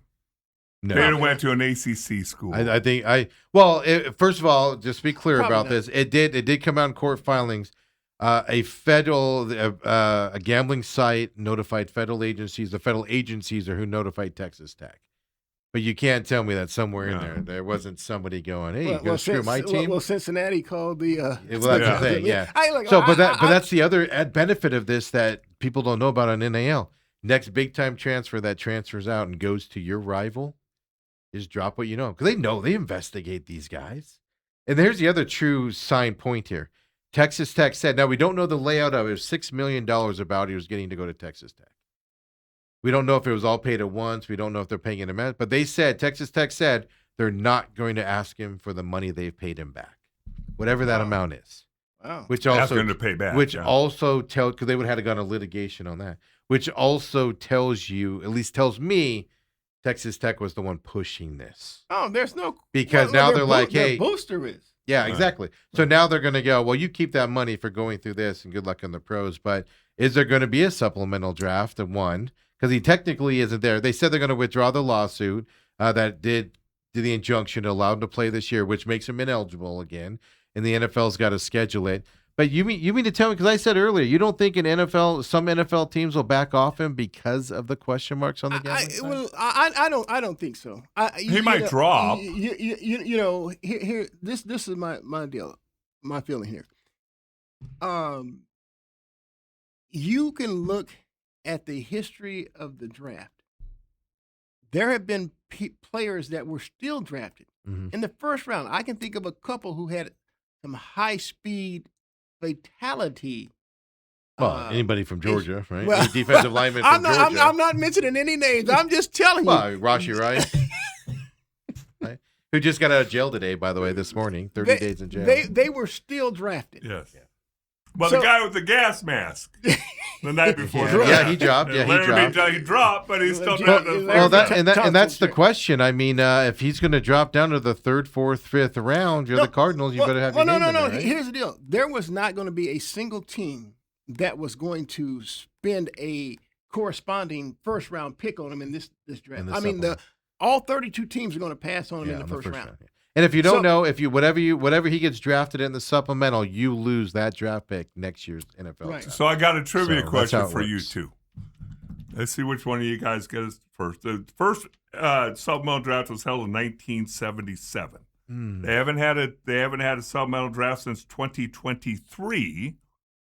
And no one has been selected in one since 2019. Can you name that player? I do know that player. I don't know, but I tell you what, when he answers that, I got one for you. Okay. Jalen Thompson, Arizona Cardinals, who just Cardinals. signed with the Cowboys for big money. Oh, wow. Fifth round. I do remember from Washington State. Yeah, fifth round. There was one in 2023, but nobody got drafted. Right, in that one. right. Terrell Pryor, obviously, famously. Ohio State. No, but the Miami quarterback. No, that's here. Oh, sorry. That's where I'm going. See, Dale Hellestrae, there in '89, there was some dude named Troy Aikman drafted #1 overall. And I'll be darned if those Dallas Cowboys didn't spend a first-round pick in the supplemental draft on a dude named Steve Walsh, a quarterback from Miami. I'm thinking, why would the Cowboys basically draft two quarterbacks with first-round picks? Dale's got the most interesting story about this. Okay, go ahead, Dale. All right, so I have this on great authority of the head of scouting that was in Dallas at that time, a gentleman named Walter Julin. So here was the deal. Number one, Jimmy had just gotten to the Cowboys. Won national championship in Miami with Jim Kelly. Steve Walsh. Steve Walsh. Oh, yeah, that's right. Excuse me, yeah. Steve Walsh. You're absolutely with right. Steve Walsh. You're absolutely right. My bad. So Jimmy's plan was, I'm going to take Tony Mandrich with the first pick. And then I'm going to take Steve Walsh with the first pick in the supplemental draft. Ooh. All right? And obviously he got talked out of it, but this Walter Julia said up to 2 days before the draft, Jimmy still wanted Tony Mandrich. Is that right? Somebody got into his ear and said, hey, you can't pass up Troy. And so they take them both. Full well knowing there's going to be a little quarterback controversy. It's going to divide the locker room because there are a lot of Miami guys in there. When I got traded there in 90, I'm like looking around going, oh, it's all Hurricanes. And but listen to this draft plan. So he ends up taking Troy and Steve in this supplemental draft. The following year, we end up having the 17th pick in the draft. Some dude named Emmitt Smith, huh? Desperately trying to trade up to the 9th pick, 8th pick, 10th pick, somewhere around there that Cincinnati had because they wanted a linebacker out of Baylor named James Francis. Oh. And have a nice NFL career. So, if you stack it up, how many Super Bowls did the Cowboys win with Steve Walsh, Tony Mandrich, and James Francis? That's interesting. Now, who do they take with the 17th pick in the 91 Yeah, they took Emmitt Smith. and so when I say that, because the one thing, and Jimmy, there's a lot of good things about Jimmy. The one thing that I hate hearing Jimmy say is there's no luck in football. BS, there's no luck in football. Dang, so he wanted Tony Mandrich. Yeah. And the Packers took him 2nd overall pick, and they left some dude named Barry Sanders, Derek Thomas, and Deion Sanders on the board. Well, what a draft that was, huh? Wow. But anyway, hey, nobody really knows that story. Dang. And they got I think they got a low first and a 2nd round pick for Steve Walsh a couple years later, and everything was fine and all that. But it did that is really it did tear their locker room apart. It was teetering because there's probably 12 Miami guys on the roster in Dallas at that time, including some dude named the playmaker. The playmaker, and he's quiet, right? He keeps his opinions to himself. He's gonna be really quiet. You got the playmaker. We had some defensive linemen, and they were all in Steve's corner because they won a championship with Steve. So anyway. That's an aside. That's really interesting. So Jimmy Johnson wanted Tony Mandrich, and he wanted his college quarterback that had quarterbacked them to a national championship, and Steve Walsh and James Francis. I do remember that name. Do you see that? That's when I know you got a little sickness to you. I know you got a little sickness to you. From Baylor, too. Yeah. It was crazy. But isn't that amazing? Like, just think about, like Adele says it. I mean, just knowing how their careers went, even Mandrich's career went. Yeah. He ain't winning championships. And yet, at the end of the day, Coop, you can talk about the Herschel Walker trade and the bevy of draft picks they got and all that.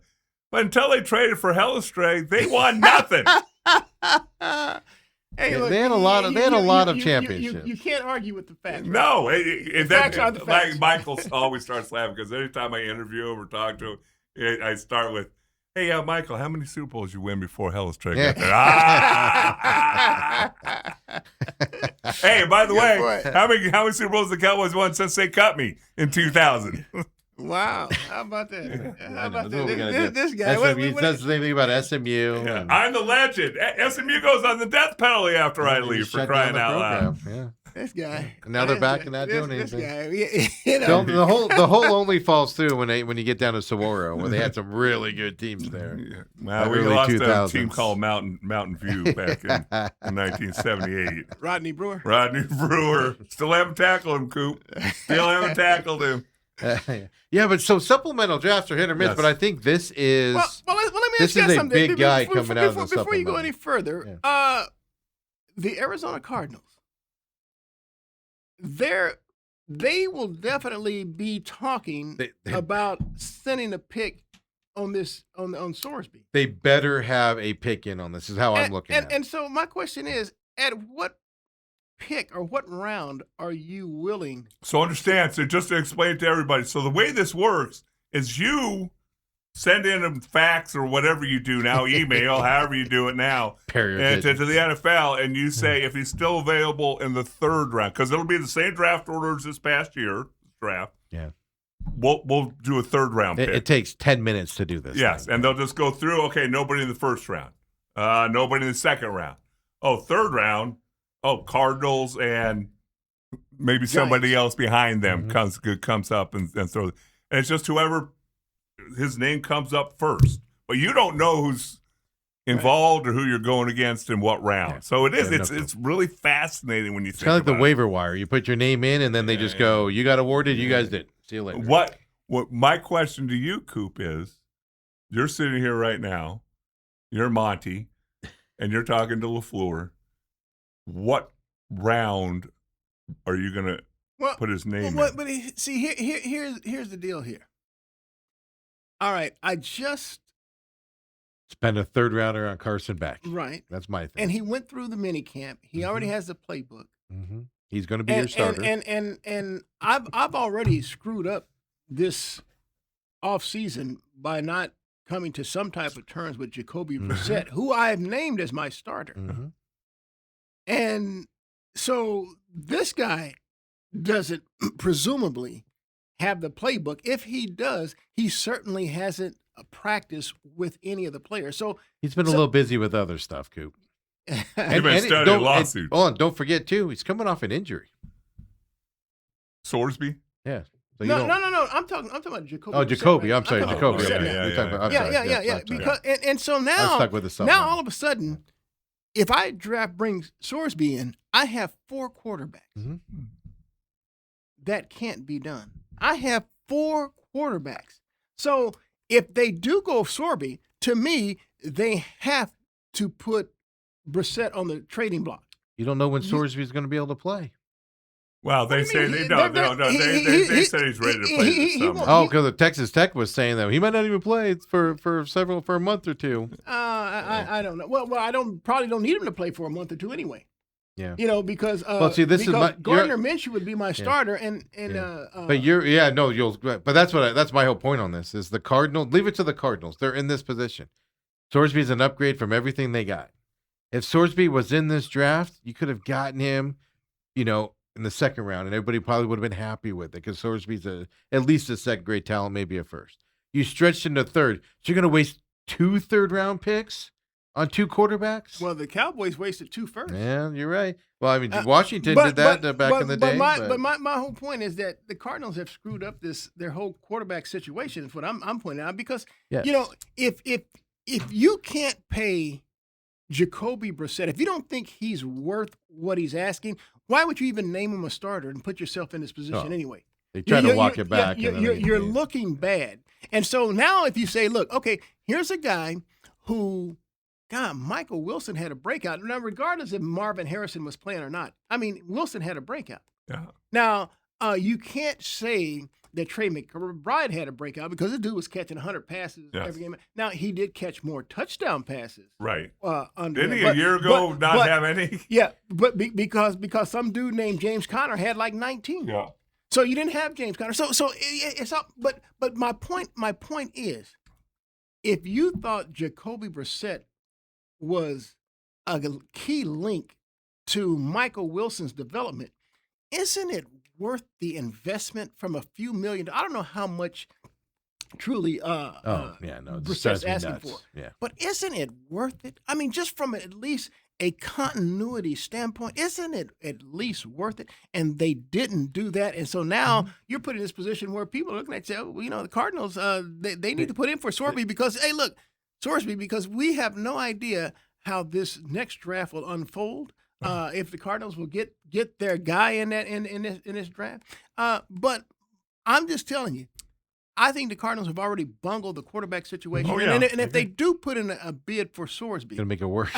well, they now have 4 quarterbacks, and the only guy that you can legitimately put out is Jacoby Brissett. And the thing is, understand something with that. Yeah, you can try and trade him, and maybe somebody will bite and give you a 7th, 6th, 5th round or something. Not till after training camp on who gets hurt. But at the end of the day, when you look at it, you can also cut him. He's got $1.9 million guarantee. It's not like it's going to kill your salary cap. If, in fact, you've got options of the Cardinals. I am with you. Yeah. I think they screw up.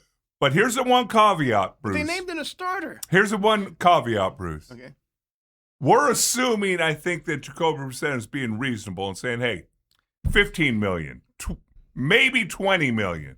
But if he's there going, I want 30, I want low 30s. If he's asking 20, he's being unreasonable. I'm just saying, we don't know that. We don't. And obviously, we can make a much stronger decision if you say, hey, just bump me up to 15. But for 1 year, you got the salary. The fact that when it leaked out to Josh Weinfurst and it didn't have an amount, it just said significant difference between them, told me that Jacoby's not being completely unreasonable. Because if he was asking $30 million, the Cardinals would have floated it out there. Yeah. And he would gone like, he's asking 30. Because we all would have been like, what are you doing, Jacoby, you moron? Knock it off. But if he's 10 and the Cardinals are fighting him, yeah. But that's the problem, and I agree with you. I mean, but like I said, break this down. 3rd round pick. If they got Sorsby in the 3rd round, 2 3rd-round picks on a quarterback to come into now. Arguably better talent here, with Sorsby than Carson Beck. And I love me some Beck, but definitely some better talent. So then you have all those question marks. You have 2 3rd-round picks, which 3rd-rounders can impact your team.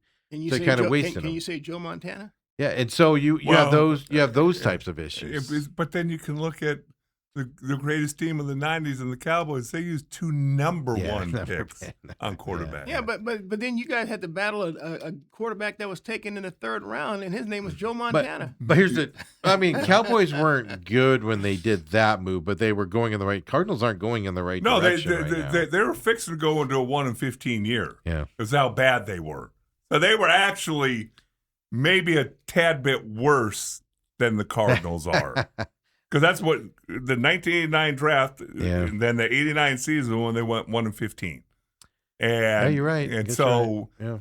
again, they got hammered. They got hammered for 2 number 1 pick, blah, blah, blah, blah. So, again, you got to do what you think is right. Screw what everybody else says. And if you think he's a 3rd-round pick. Do they? Now, I don't know this. Are they going to be able to meet with him? Every team going to be able to meet with him? Obviously, probably not work him out. But because, his agent came out with stuff from therapists and everybody saying he has severe anxiety issues, and they hype that stuff up. That obviously is a negative for an NFL team. NFL quarterback. Yeah, the therapist literally said he has a hard time functioning in day-to-day activities. It's so bad. Well, now, that was to win the case and be eligible for college. Right. But then as an NFL team, you go, wait, what? But when you watched him play at Cincinnati, so good. he did not look like he had any type of But that's what I'm wondering. Do NFL teams get a chance to sit down with them and meet with them and run them through the doctor? I'm assuming you do, but I don't know with the supplemental draft. I don't know how you get into that. Well, they may have an independent doctor that does One them, person goes and does then it. they share all the medicals with. What? So I don't know, Coop. If this was a normal situation, I was any team in the league and I needed a quarterback, depending how bad I needed one, I would take him and I would put in a 2nd-round pick for him. Well, here's the deal. The Cardinals. You have a team like the New York Football Jets. That's what I'm getting at.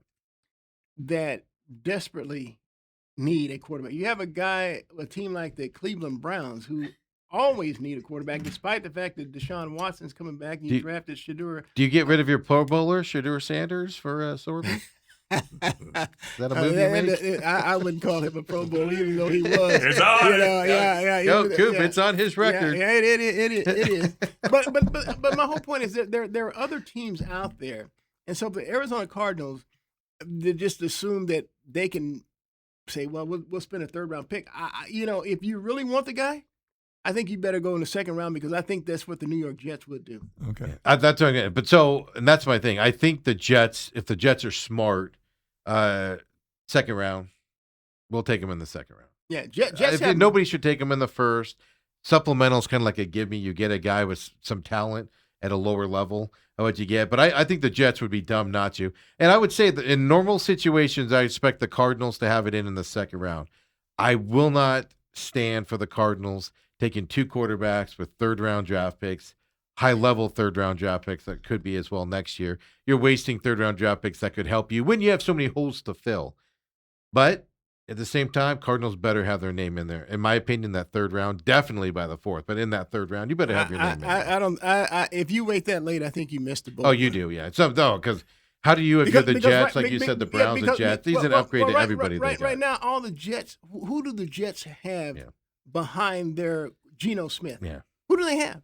No, that's the thing. He can go and be behind Geno Smith. So you can spend a second knowing that you have multiple first-round picks, meaning the Jets going forward, because the Jets had a fire sale this past season. They picked up first-round assets going forward.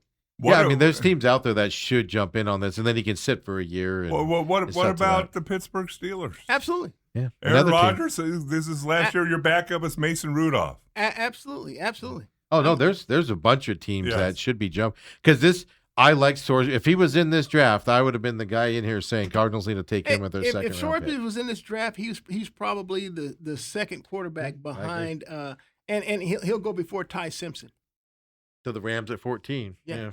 No, I don't disagree. And that's the talent that you got here and stuff like that. But just with the Cardinals taking Carson Beck at 3, I don't think you can go in there with the first or second round pick in a supplement. But the interesting thing isn't it a Cardinals thing? The Jets don't have a muddied water with this. Who is the messiest team now? Every other team can put their bid in for Sorsby, and generally their fan base would be like, oh, good, we got some upgraded talent. All the bad teams. The Cardinals do it and get him, everybody's going to flip out and call them losers and everything because they've just made the complicated system worse. Isn't that amazing how that works? Well, I'm going to tell you, look, of all the quarterbacks in next year's draft, I know when you look at next year's draft, there are people who like Arch Manning. There's people who like Dante Moore. People like Lenore Sellers. I still like Trinidad Chambliss from Ole Miss. And that's the other side. The Jets might be waiting. I think he's the best quarterback without even having the season play out. But the bottom line is there'll be multiple choices in the first round of this upcoming draft here. And I didn't even talk about Julian Sayin from Ohio State. So there'll be multiple first round picks. So I could look at the Cardinals and I could say that, based on what they've done, if I'm them, this is what I do. I do put in a pick in the third round, knowing that I'm likely not going to get him, because I'm looking ahead to the 27 draft where I'll likely spend my own first round pick on a quarterback. And so I asked myself, okay, of those 5 quarterbacks I just mentioned, where do I rank Sorsby with them? And despite the fact that they haven't played their next season of college football. And so those are the things that you have to look at. You have to now look at the potential, their ceiling, and things like that. And but the Jets are doing that too. Yeah. But there's no question in my mind the Jets are going to spend a second. And you only want to spend a third. If the Cardinals didn't take Carson Beck at 3, I would take Sorsby in the second this year. But you got to go to reality. Yeah. I know that's the problem. And so that's why, and I agree with Dale. The Pittsburgh Steelers might be a team that says, you know what, let's send in that. Well, because let's send in that first. Because the Steelers aren't going to be bad enough to get one of those top guys. They're not going to be 1 through 5 picks next year. Because in theory, they're saying, look, under Tomlin we never missed the playoffs. We don't expect that to change under McCarthy. Exactly. And so we're always going to be late teens, early 20s. Yeah. And so let's send in that first. Right. Send in that first. And just see. Yeah, I don't disagree. So that's kind of where it goes. But the Cardinals need to put it in, I think. Show that you're trying to improve your team. It's when they sit back and go, oh, we didn't want to do that. No, even if it's a 4th rounder, put it in. Put in a 6th rounder just because you make an effort for it. Well, you won't even have to get to that. Have your point. name in there. You'll never get to that point when the Steelers have taken them at 1 or the the way I Jets understand. at 2. The way I understand is they just say what round would you take them in. Yeah. And so everybody, like you said, emails in and says third, second. Unless it leaks, so you 90% of teams don't even know whether they put in or not. So you could put in 6 ahead of time, and then it just doesn't get to you and whatever. It's kind of like the claims process. You don't know who puts in the claims for guys until it gets awarded. Kind of a deal. Robert said, if the Cardinals pick Sorsby, it'll be okay for the national media. Will continue to bash him. If it's a marquee team, he will turn into a darling. And that is true. I think his problem, to be honest, we talked about this before. I think his problem with college was Texas Tech was his problem. Sure. If he would have if this would have been Arizona State, Utah, I'll even argue some SEC teams. Yeah, they'd argue inside the SEC. Like if it was LSU, people would bash LSU for it. But it would everybody would kind of be okay with the move. And he's working on it. The problem was they went to the most hated team in college football. No. Here's the deal. See, Cincinnati knows this. Everybody else knows this. Yeah. Texas, when they lost their starting quarterback, Texas Tech, when they lost their starting quarterback to graduation, they said, okay, here's the transfer portal. Who do we like, guys? Sorsby. Hey, you come to Texas Tech, we got $6 million with your name on it. Mm-hmm. Oh, really? I'm out. Yeah. And so Arizona, any other school is not in there because Texas Tech. Yeah. They went to their boosters and said, hey, look, this is what it's take. This guy we think that can continue our Big 12 run. I'm not saying he has a chance. I'm saying it's the fact he went to Texas Tech was his biggest problem because that is the school everybody's targeting is trying to buy a winning program. No question. There's no and question everybody they're hates buying. him for it. There's no question. Everybody hates him for it. So take out the money side. I'm just saying that's why it's even worse there. Is everybody can jump onto that bandwagon of Texas Tech because they're so brash with their spending on top of it. So let's get into some Diamondback stuff. So when we come back, let's talk about it. Torian Waldsmith going down. Torian Pavin last night, Pavin shutting everybody up. Hey, Pavin Smith, 50 points better in his batting average from yesterday morning to this morning. Talk about that and more. Come on back with Bruce Cooper, the main event.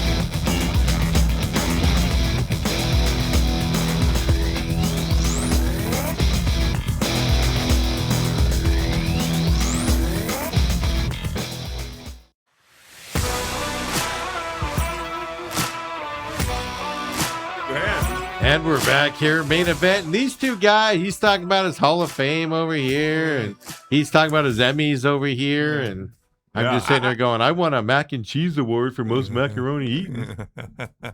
Coop's got himself a couple. I'd rather have the Dale Hellestrae resume than the Emmys and stuff. Ooh, I mean, you got 3 Super Bowl rings. You played with America's team, and I mean, dang, it's just a whole lot. Yeah, you worked for America's TV channel, and I bet you got that little Bruce room that rivals anybody. Hey, man, I'm tell you something. Let me tell you how America teams work.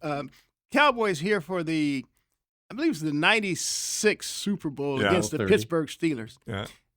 There's a place called the Tempe Buttes. Yeah. Resort. Jerry Jones bought this place out, and it was just only for Dallas Cowboys, their family, their staff, and stuff like that. And so I remember I went there, with my photographer post Super Bowl. Now this is the next day, and there's just all kinds of Dallas Cowboy fans, out there. I'm making my way through there and stuff. And so we're by the bus because they won't let you get in. It's security. They won't let you get in any further. So you're just hoping that a big star will walk towards the bus so you can get, because the guy's bringing the luggage, putting it in and stuff like that. I didn't even see Dale Hellestrae come out, man. I mean, come on, man. I saw a bunch of you other want to faces. know why Dale Hellestrae didn't come out? Because he was gone. Because I was staying a couple extra days at the Buttes, and Troy was staying over. We went golfing a couple days and hung out. So the one thing I never understood, and I don't think I ever told you this, Steve, after the Super Bowl, you're up late. I would think you're up late even if you lose, but obviously when you win, that's all I do is win Super Bowls. They always schedule the flight at 8 o'clock the next morning. It's like, what's the rush? Yeah. Why not schedule for noon? Let you sleep in a little bit, and whatever, you're out till 2 or 3 o'clock. Anyway, it never made any sense to me. But let's talk Pavement Smith. That's his big complaint. You got trying to wake us up early to get on the plane home. But they got to pay for it. I got a Super Bowl check. I remember waking up and going to the bathroom, looking out the shade and see everybody out there getting on the bus. I'm like, damn, I'm glad I didn't have to pack and get all that stuff done this morning. So I worked at a different hotel in town, and the Cowboys would stay there when they come into town to play the Cardinals in the same division. And I remember Dion standing on top of the staircase like that. And Dale always goes, "You don't remember Dale?" And I was like, "I never saw Dale. I saw Emmett. I saw Dion. I saw all the other guys. Coop, Giesick. Coop, you'll get a kick out of this too. Never saw Hellestrae. And so we had to wear a coat and tie on the flight. Now, the way we traveled, once we got really good, was we went to a hangar in Dallas, parked our car in a secure lot. Nobody's there except for Cowboy stuff. Walk on the plane, get on the plane, fly to wherever. Buses meet us at the tarmac. We get on the bus, see nobody, go to the hotel. They let us off in the back. We walk through trash cans or whatever to get our keys, go to room. We change, and I'm like, why are we wearing a coat and tie for us? Yeah, that is true. So come on, man. I do remember those days. Like even post 9/11, what they would do, because you had the security and stuff like that. So what you do, I just tell you how the Cardinals work. We went to the Cardinals training facility, and so they had airport personnel there that you had to go through the screening and stuff. And so you get on the bus. And so then they take you straight onto the tarmac, so you never went inside. So then it's the same thing when you're coming back. They would send FAA personnel there, and you had to take your shoes and everything, and stuff like that just to go through the screening there on the tarmac area, and you get on. So that's how the Cardinals did it. I'm not sure how you guys did it in Dallas. Well, I was pre 9/11. Yeah, you always came through the front at the hotel I worked at. I know that. I remember that. I remember you guys and Dan Marino. I think it was New York, Philadelphia, Washington, because there'd always be 1,000 fans out in the lobby. They take it in the back. Oh no, they had it all roped off. I remember everybody standing there waiting for you guys. All right, enough of yesteryear. How about Pavement Smith? Dion used to stand at the top of the stairs and rattle his chains, and everybody would cheer for him and everything. Emmett yelled at this. I got a quick Emmett story. Emmett yelled at this girl because she goes, "Your name, sir?" Because they didn't have to check in. They're in the back. They just get their keys. She goes, "Your name, sir?" And he goes, "I'm Emmett Smith. Don't you know who I am?" He was like, "I have no." Here you go, sir. And I was just standing there like, what a jerk. She doesn't know who you are. She's Don't you know who I am? Yeah, and I was just like, you're a football player. She doesn't watch football. I've heard similar stories about Dale Hellestrae. Yeah, no, well, that's the thing. That's why they kept Dale away from me at the hotel. They were like, stay away from that Hellestrae guy. He's dangerous. You'll fight him. But yeah, okay, Diamondbacks won last night. Yeah, they did. Won over the weekend against the Reds. Bats are a problem. Runners in scoring position are a problem. Leading into this series still and stuff like that. They're making some roster moves. They have some roster decisions. Lord Gurriel comes back. Waldschmidt gets sent down. Yeah, your thoughts on that? Yeah. I didn't like that at all. Look. I've said here on this very show that I was trading both Zach Gallen and Lourdes Gurriel at the deadline. Well, with the issues with Corbin Burns, I guess I got to hold on to Gallen, but my position hasn't changed about Gurriel, despite the fact that he had a key RBI bloop single last night. I'd rather let those young kids continue to play and develop. At some point, they're your future. And if I'm going to sacrifice a season, let's make it this season. I mean, I'm already brought those guys up. Yeah. And they got off to hot starts. Now the league's made an adjustment on them. Let these guys stay here and let them figure out the adjustment. Hold on, are you saying sacrifice this season? Hey, look, if you look around the division, and maybe sacrifice is a bad word, but let me let them play out this season. If you look around the league right now, I mean, there's a lot of 500 teams in that second and third, and Diamondbacks are one of those teams. They're Despite the fact that they're playing this youth, I don't want to upset that apple cart right now and bringing back in some veterans. I know Torrey's big on the veterans. Yeah. And so that's where he and I would definitely differ. They're 500 with the youngsters, and they're 500 without the youngsters. What does it matter? Yeah. And so the experience that they would gather would be paramount or crucial going forward. For future. Yeah. Well, here's the side, though. If Torrey's not here and Hazen's not here, I don't think Hazen's in trouble, but we'll see. And stuff like that. But then you have a move, and then all of a sudden the young guys aren't as important to you anymore. But that's why you got to get them up there. But you have guys like Barossa and Pavin Smith. I know Pavin Smith hit the home run, makes us all look foolish today talking about him. But the reality is he's been struggling out there and stuff to that effect. You're leaving those guys. Walt Smith was playing better than Barossa is. He's playing better than Pavin Smith is. Now I get it, outfield compared to other positions and stuff to that effect. And things like that. It just gives a bad vibe. You want to hear what Torrey said about Walt Smith? Well, let me say this about look, for Barossa, I see what he's doing right now. When he's ready to close out a game, and I heard this stat last night. Diamondbacks are 31-0 when taking a lead after 8 innings, and so Torrey is real big on. You notice that Barossa always moves to center. Yes, because he's their Alex Thomas defensive now. Side, yeah. He can play, and so they don't. I want to use them offensively. They can't use them offensively. Torrey sees value in that. Okay, and then if you notice that they also go ahead and use. He's already seen that Ildemaro Vargas, whether he's starting or not, he's his best defensive first baseman. Yes. So he makes that move. And Vargas's bats quieted down a little bit over this last. Yeah, I mean, you figured he would come back down to his career numbers. Absolutely, yeah. And so, but I get the defensive side of stuff. Okay, but I think you regret to set up a Torrey bite. Well, yeah, just even then with Walt Smith, I mean, Walt Smith's playing well in the outfield. Yeah. It's not like you're dropping a step down. This was before the game yesterday. Torrey talking about Walt Smith being set down.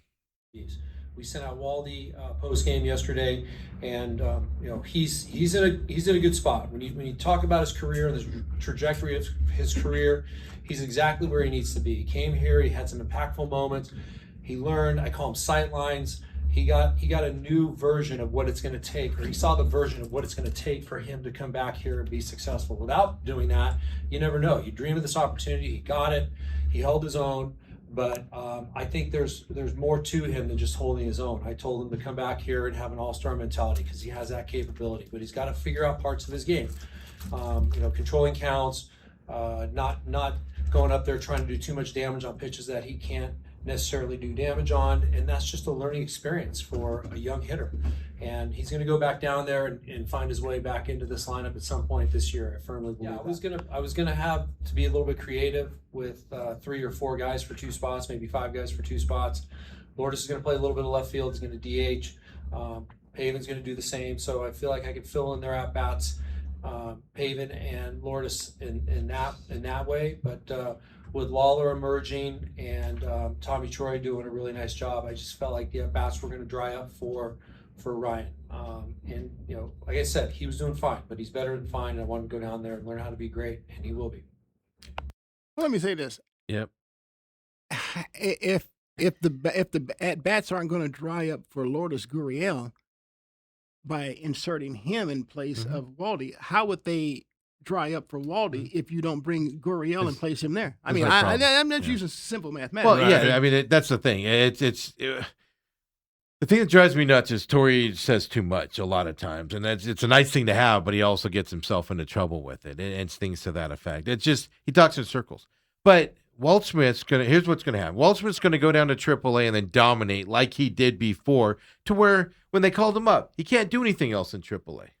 So we need to get him up here. He needs to experience it, and then now we'll go back down there, get at bats, and become better.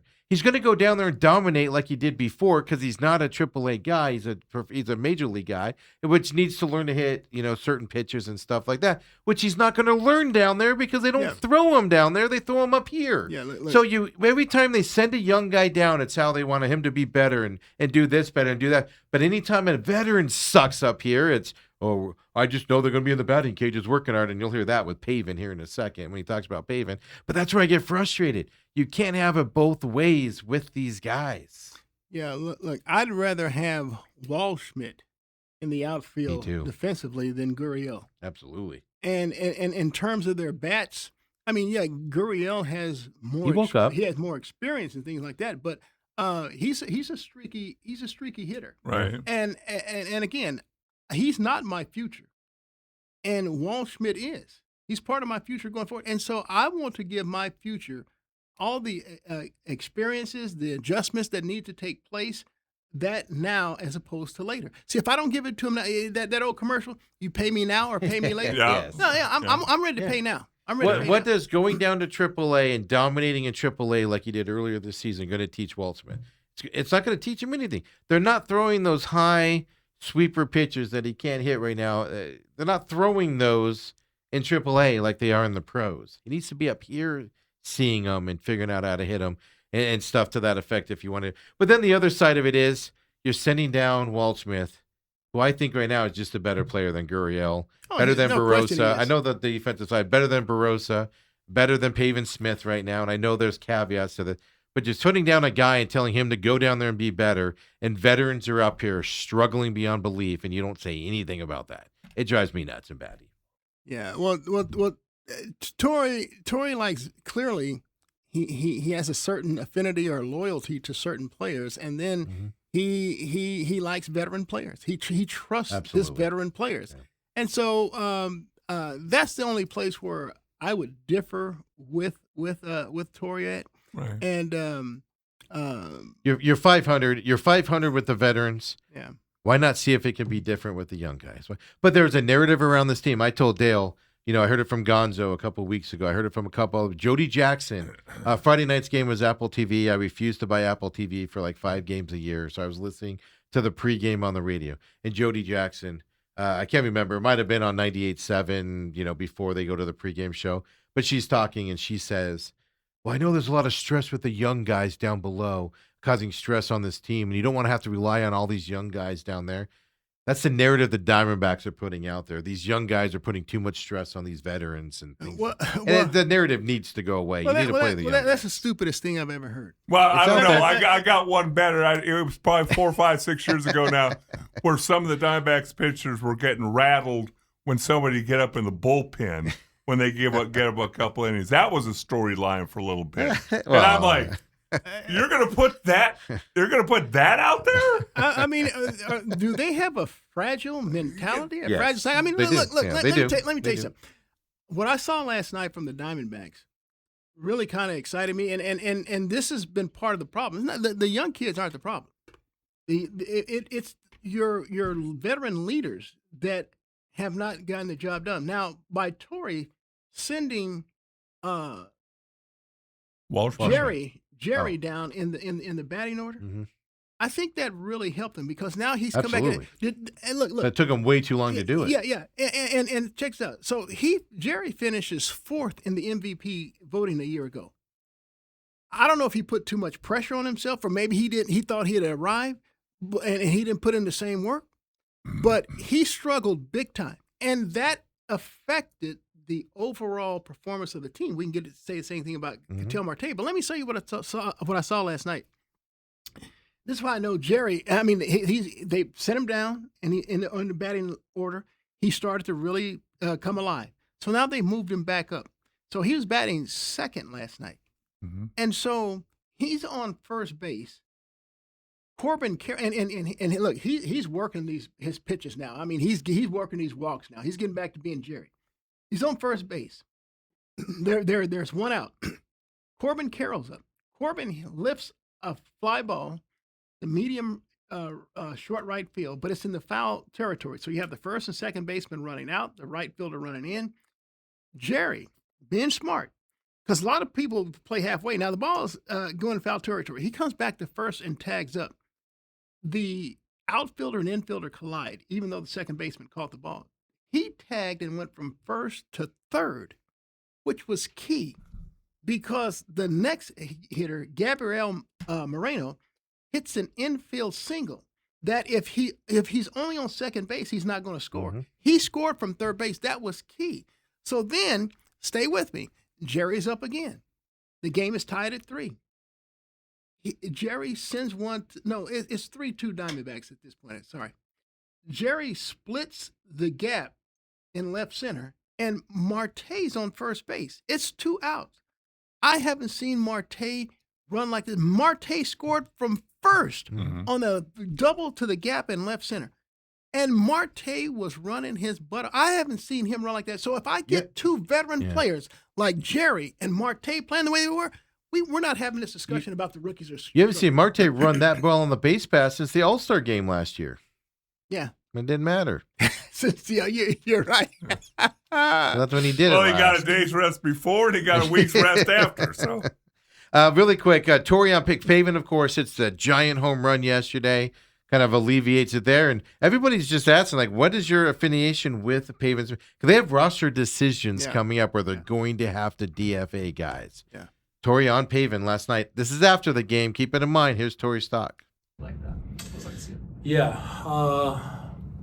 Pavin is just so steady with his emotions, and you don't know if he's feeling too high or if he's feeling too low. But with every swing that he's taken in the cage, I feel like he's getting closer to that feeling that he's looking for. He's a feel swinger. He wants to be able to find the barrel, and it just takes a little time to sync things up. So it was just great to watch him have that moment.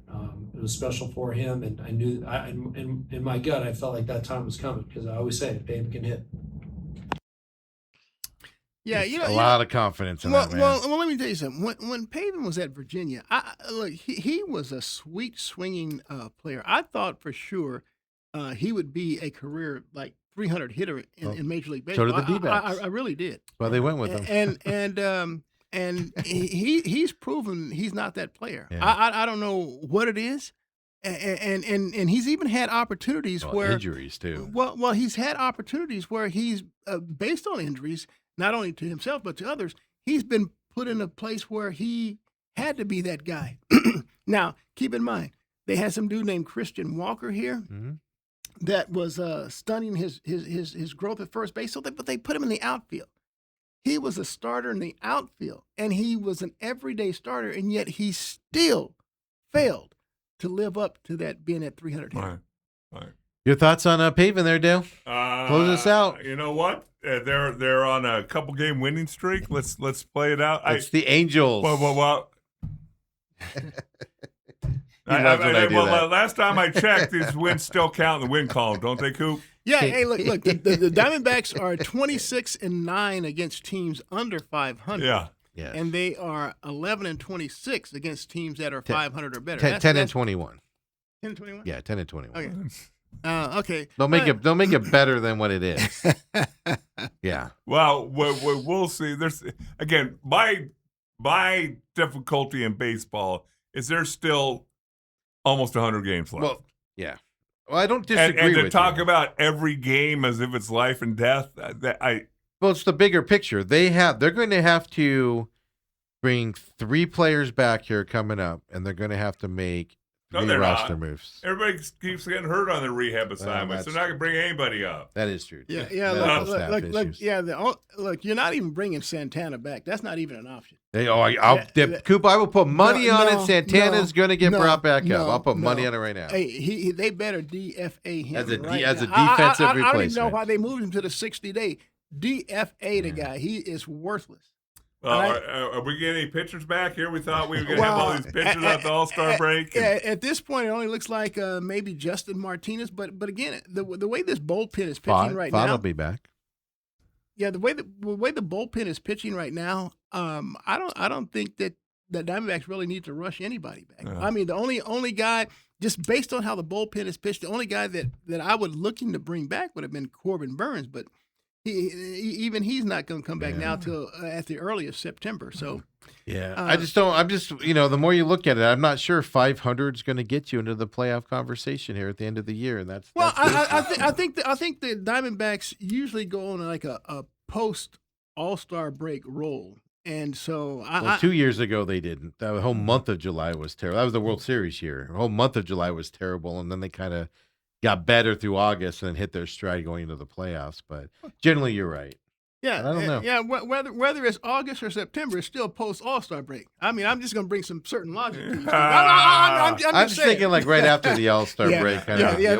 But also last 2 years, they've been in the playoff hunt and weren't able to get into the playoffs at the end. Because they falter that final week. I mean, dang. Marte has to sit out. Yeah, what did they went down to like, the 2 years ago, the last day of the regular season. Right. And so they needed the Braves to sweep the Mets, and they wound up splitting, so the Diamondbacks didn't get in. Well, they had lost a game in that series before that put them in that position. Yeah. And then this past year, I think they went down to like maybe the penultimate game before. I think it was the last series. I think it was the second to last game or something like that. Well, that's why you got to win games June 16th, 17th, 18th. Absolutely. And you can't go into Miami and get swept by the Marlins. No, exactly. But you can come back and sweep the Angels. And here's the outrage with that. The Marlins won 8-0 and 2-0, 2 back-to-back shutouts. Yeah. They don't. It's like they have Cy Young Award. They have Randy Johnson and Kurt Schilling on their roster. They were something like 11 of 157 with runners in scoring position in like 15 games. Hey, before we get out of here, give us something positive, Dale. Well, I don't know if you'll think this is positive. Torts is not coming back to Vegas next year. Yeah, I just saw that. Who? Tortorella. Yeah, John Tortorella, who just took him. He's got hired 9 games for the end of the season. What does that tell you, Dale? I think he doesn't want to coach. I think you're right. I think maybe that, but also, I told you a lot of grumblings from my Vegas insiders and stuff I talked to of he just wouldn't make that goalie change when Hart was giving up 4 goals a game and didn't even go to Hill. Hill has a championship and stuff to that and wouldn't switch off with a goaltender. And the media there was kind of harping him on it. He was saying things like, what's the stupidest thing I've ever heard? I thought it was Carolina's goaltender. I can't think of his name right now. Oh, no. Bussy. Yeah. I thought this guy was just nails. He was outstanding. Yeah. I mean, so it didn't matter. Oh, could make you cry. Could play his videos with his mom after he won the Stanley Cup. And Steve allows no crying at press conferences or championships. Oh, no. He can cry because he was literally on the waste pile of garbage. Nobody wanted him, and he went in and won 3 Stanley Cup games, hosting that trophy up. Did you see Carolina's trainer? Every day after practice, every time people were in there before they left, he made them lift up a concrete block. Lift it from the ground and up. Every player did it and everything. Practicing they had no idea. He was having him practice. That's the same weight as the cup. And he was having him practice lifting the cup all season long. They didn't even know it was happening. Isn't that amazing? And then there's the Diamondbacks. Oh, I tweaked my shoulder coming back from injury again. Well, not every player's like that. Coop, as always, thank you very much. Everybody else, we'll be back tomorrow morning, 8 o'clock. Come and join us. What was that?